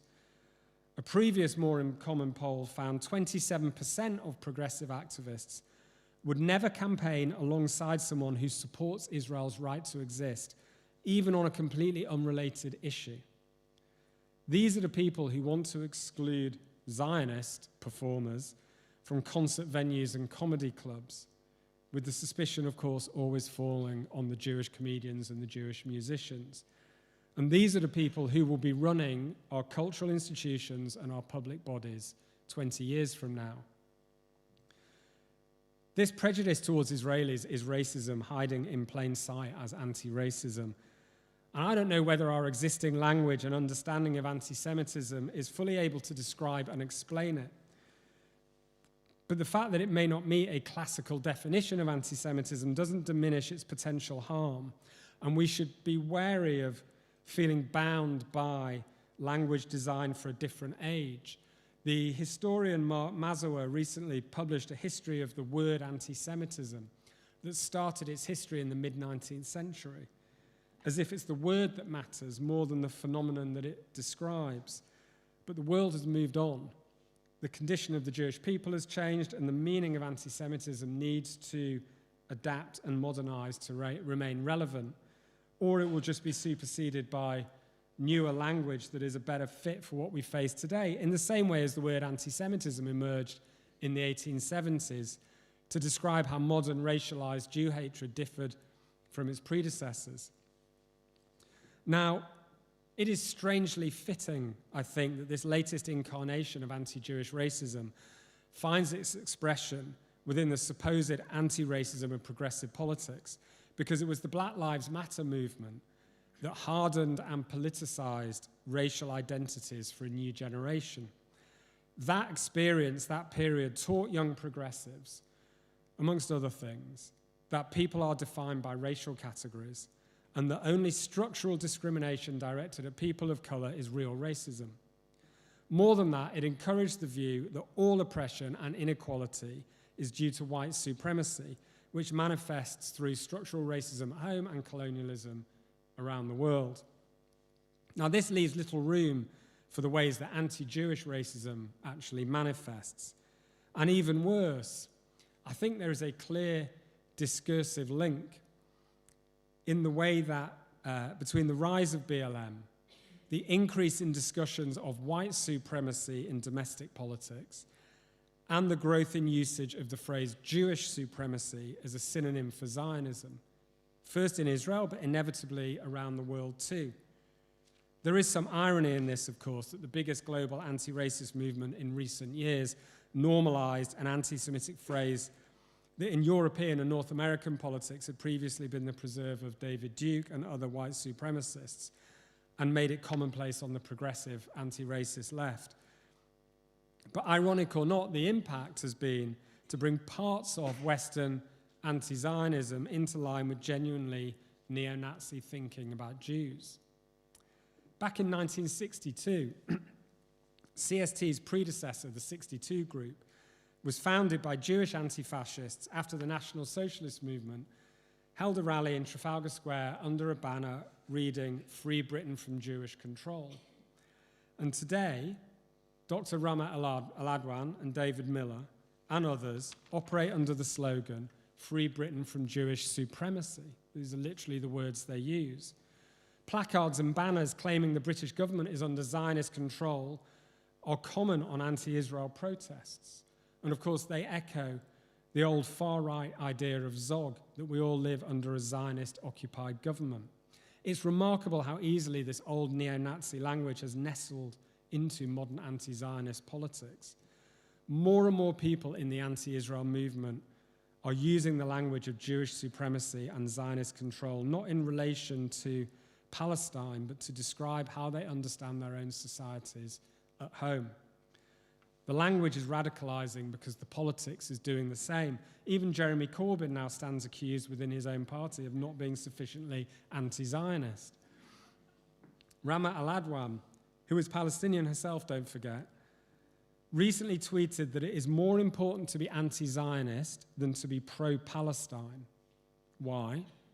Because being pro-Palestine only frees Palestine. Being anti-Zionist frees the entire world. Incidentally, Nick Griffin, the former BNP leader, said in an interview this week that the only way we can decolonize Britain is to decolonize the whole world. I'm not interested in freeing Palestine from the river to the sea. I want the whole world free of Zionist influence. It's identical. And at the other end of the horseshoe, the people pushing anti-Semitic ideas on the American right, Tucker Carlson, Nick Fuentes, Candace Owens, have incorporated hostility to Israel and Zionism into their more traditional anti-Semitic commentaries. Now, this identification of Jewish supremacy as the problem, married up with the kind of purifying fervor of anti-Zionism, is, I suspect, what lay behind Peter Beinart's recent humbling. Peter Beinart is an American Jewish writer and activist who has journeyed from liberal Zionism to anti-Zionism. He repeatedly denounces Jewish supremacy, in his words. His book, a recent book, Being Jewish After the Destruction of Gaza, admonishes Jews who cling to what he calls the theology of Jewish statehood. And he's long supported the boycott movement. Now, he probably thought all of this put him on safe ground when he decided recently to go to Israel to give a lecture to Israeli students at Tel Aviv University. But he was wrong, and he was forced into a humiliating apology to his wider anti-Zionist, pro-Palestine following. It was not enough that he was going to deliver an anti-Zionist message in the heart of the Zionist entity. The problem, which he may still not have grasped, I don't know, is that he genuinely, for all his anti-Zionism, does care about Jewish lives and Jewish well-being. His book, actually, is a plea for Jewish liberation, which he believes can be achieved through abandoning Jewish statehood. But what he missed is that anti-Zionism, as it largely manifests today, has no interest in liberating Jews or protecting Jewish lives or Jewish interests. It seeks to purify the world through the elimination of Zionism. Zionism means Jewish power, and Peter Beinart is a powerful Jew. And even as a Jewish anti-Zionist, he fell foul of this. Now, incidentally, to bring us back to the beginning, he ended his book with that same old plea, that same old prophecy, that for Jews, if we liberate ourselves from supremacy, so as partners with Palestinians, we can help liberate the world. Again, this idea that the future of humanity rests on the fate of the Jews. Where does this leave us? What do we make of all this? Now, having begun by warning against the whole concept of a Jewish question, about using Jews as a filter through which to understand and shape the world, I'm now going to turn that equation around and say this. Defending Jews from anti-Semitism is part of the work of defending liberal democracy. It's not sufficient on its own, and I don't mean it in a symbolic way. I mean it in a very real, material, practical way. Anti-Semitism is built on conspiracy theories, myths, and lies. It is fundamentally illiberal and undemocratic. The work of the London Centre draws on this basic idea, and what the Centre is doing in academia also needs to be done in politics, in education, in arts and culture, and beyond. It's essential. Despite everything, I've always thought that Britain retains its basic decency out there amongst normal people beyond activist land. And I still believe, with good reason, that this is the case. But history tends not to be made by the silent masses. They are on our side, but they won't lead this fight. That job falls on all of us. Thank you.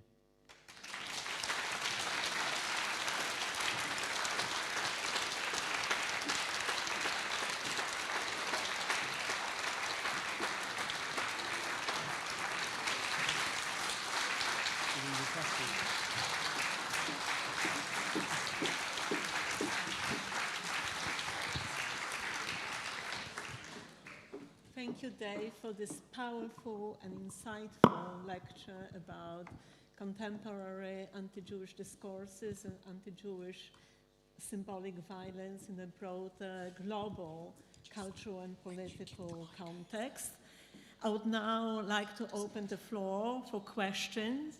We have only 10 minutes, so I would like everybody to abstain from making long comments, and I'm sure that many of you are eager to engage with Dave, so please ask short questions so as many of you can engage with Dave.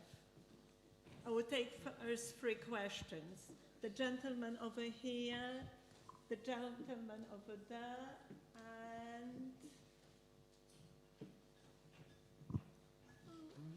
and the lady.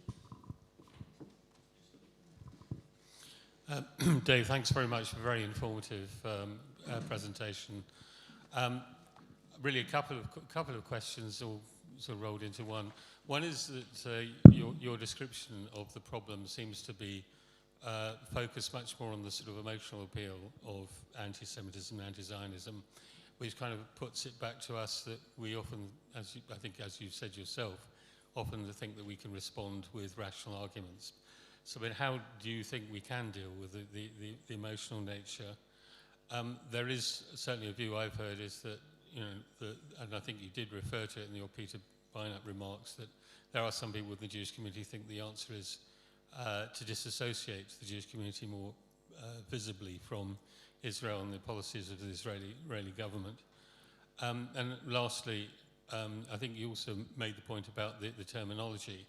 I mean, I think a lot of us have found that calling anti-Zionists or anti-Semites anti-Semitic doesn't actually help, because basically you're justifying rather than countering. And of course they would then say that they're not racist at all, that they're just describing reality. So again, I mean, I think you raised the question about whether terminology is a problem and whether calling people anti-Semitic is necessarily a solution.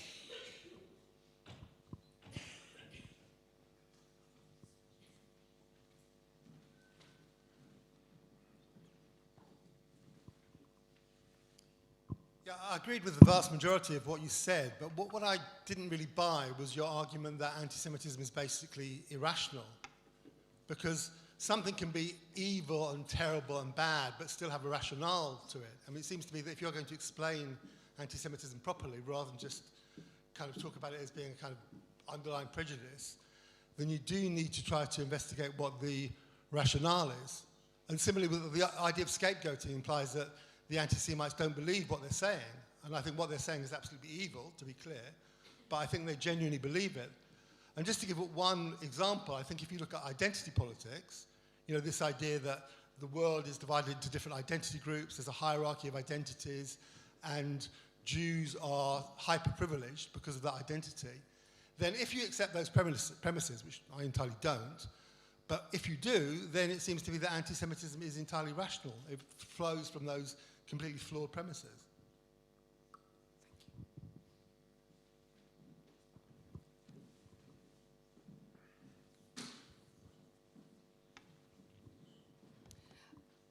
Thank you. That was brilliant, really enlightening.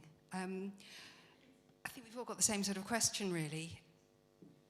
I live in Bristol, and I had a conversation with a neighbour, which I'll very much paraphrase. Of course there's a genocide going on, to which I suggested facts and figures and suggested he look at the high-level military group and blah, blah, blah, blah. The conversation ended when he said, I don't care what facts and figures you give me, I'm not going to change my mind. Where can we go with that? It's one of the features of the modern world, I think. People don't change their mind about anything. And social media has a lot to do with that, I think. Look, all three questions sort of connect up. When we talk about rationality and irrationality, everyone is rational within their own frame of reference and understanding of the world, even if their understanding of the world is completely irrational. So conspiracy theorists act in a very rational way based on their understanding of the world. There's a guy got put in prison last year or the year before for blowing up 5G phone masts because he thought they were part of the Jewish system to control the country. Now, if he really believes that, that's a rational act. My point is, like, to a certain extent, we are always going to answer in facts and figures, and for, even almost for our own self-respect, it's important for us to say our case. But we shouldn't imagine that that will do the job, because quite often it won't, right? Because what is going on is people are reaching for ways of thinking about the world that answer a deeper need than simply a fact-based question. And I do think they believe it. When I say people are scapegoating, I don't think they're making it up. But I don't think they're fully aware that the patterns of thinking and the things they're reaching for that are coming into their heads and that are making sense to them are drawing on hundreds, even thousands of years of patterns of thinking about Jews and Jewish things that are deeply embedded into the way that our world is constructed. And we need to have that awareness. Now, how we deal with it, to a certain extent, part of the challenge for us is also emotional, right? There's the physical threat, and we have to deal with the physical threat. But how it makes us feel about it, and how we, Jewish or not, who care about this issue, go about society, go about our lives, and how it affects us or doesn't affect us, that is partly about how we react emotionally as well. It's not just about the facts and figures, and here's an article saying this, and here's an article saying that. So I think we have to recognize it operates at lots of different levels, and we have to respond at lots of different levels.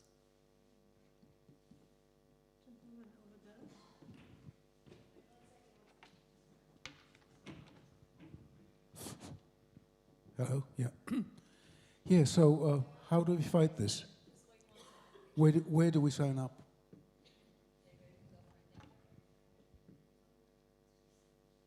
The question is, how do we fight this? And where do we sign up? Well, since we're here, I would say support the London Centre. Since I'm from CST, I'm going to say support CST.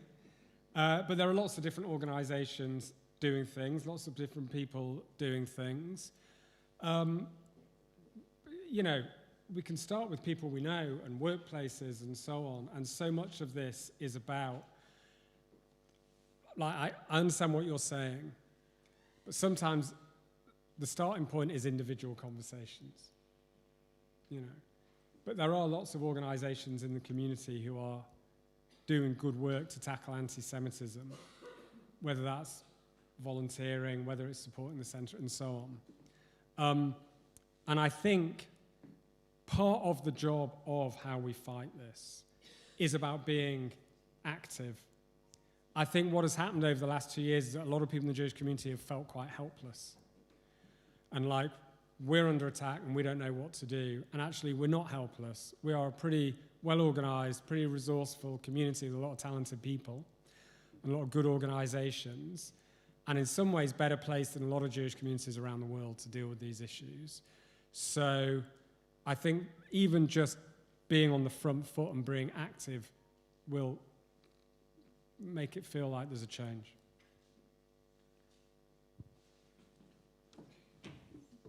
Over here.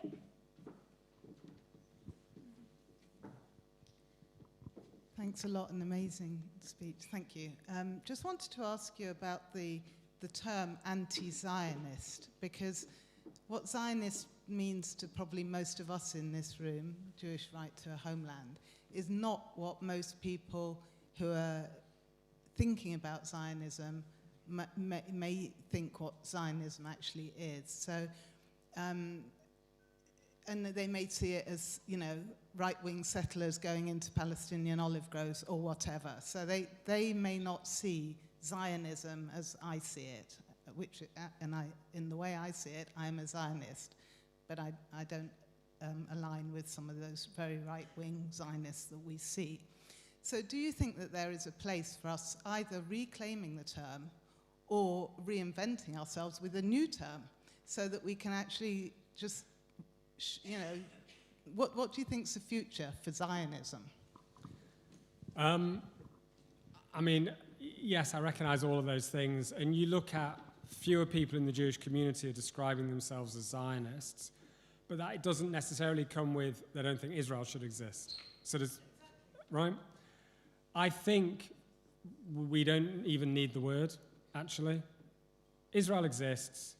It's been around for long enough that basically nobody can remember a time when it didn't exist. And I do think some of the conversations from people saying maybe we'd be better off without Israel, like none of the people saying that know what it's like to live in a world without an Israel in it. I think that's important. It's there. It is a very successful state that has proven time and time again it's not going anywhere. It's a regional superpower. I don't know why even we need this quite impenetrable, weird, ideological word to describe the fact that we think, like every other country on earth, it's there. So I don't think we need it, and I think, whereas the sort of anti-Zionism I've described today is more of a sort of self-enclosed movement / belief system. And I know David some time ago stopped using the hyphen in anti-Zionism because if we look at anti-Zionism as a thing, as a movement of extremism, I think that helps maybe. So yeah, I just think I think it's not really a relevant or helpful word anymore. Yeah. One more question, the final question. The lady in a blue shirt.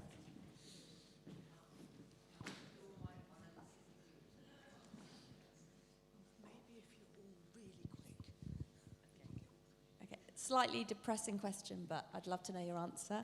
I went to see a guy called Leo Pearlman speak recently, and I absolutely love everything he says. But at the end of the speech, he said, I don't believe our children will necessarily be in this country in 20 years, because we talked about where's the red line. I'd love to know what your thoughts on our children and grandchildren being in this country in 20 years.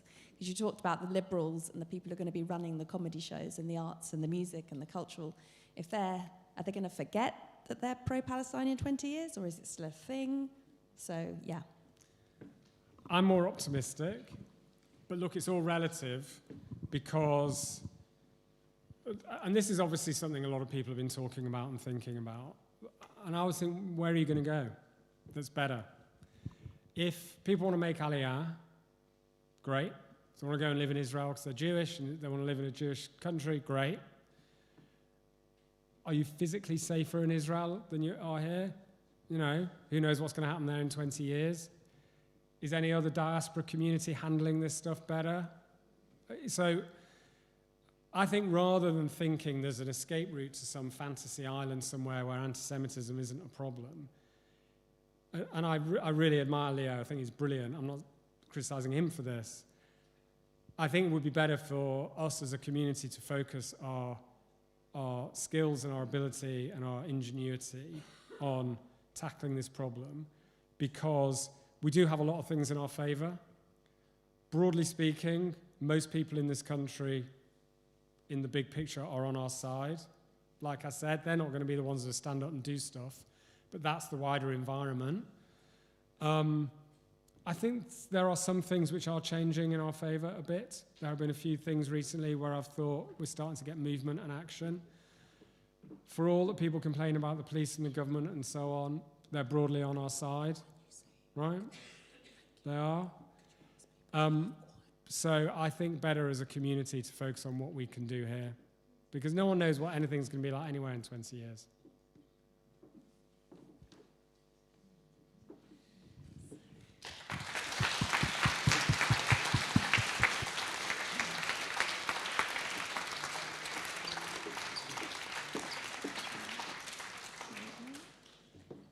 Dave, once again, thank you for your wonderful lecture, and we hope that it will be published soon. And I would like to thank the audience for being with us today. And I would like to also thank David Hirsch, the brain and the soul, the heart of the center, for everything he does. And all the other members of the center who contributed to this wonderful event. And we look forward to seeing you at our next event. You can follow us on website, Facebook, and we look forward to seeing you again at the next Robert Fine Memorial Lecture in December 2026. Thank you very much. Let me say very quickly before I let you go, some real warm thanks to our volunteers, to Danny Louise, who is our event organizer, to Martine, who's been doing brilliant work, to Joe de Geer, and thank you to all of you, and thank you especially to Dave Rich.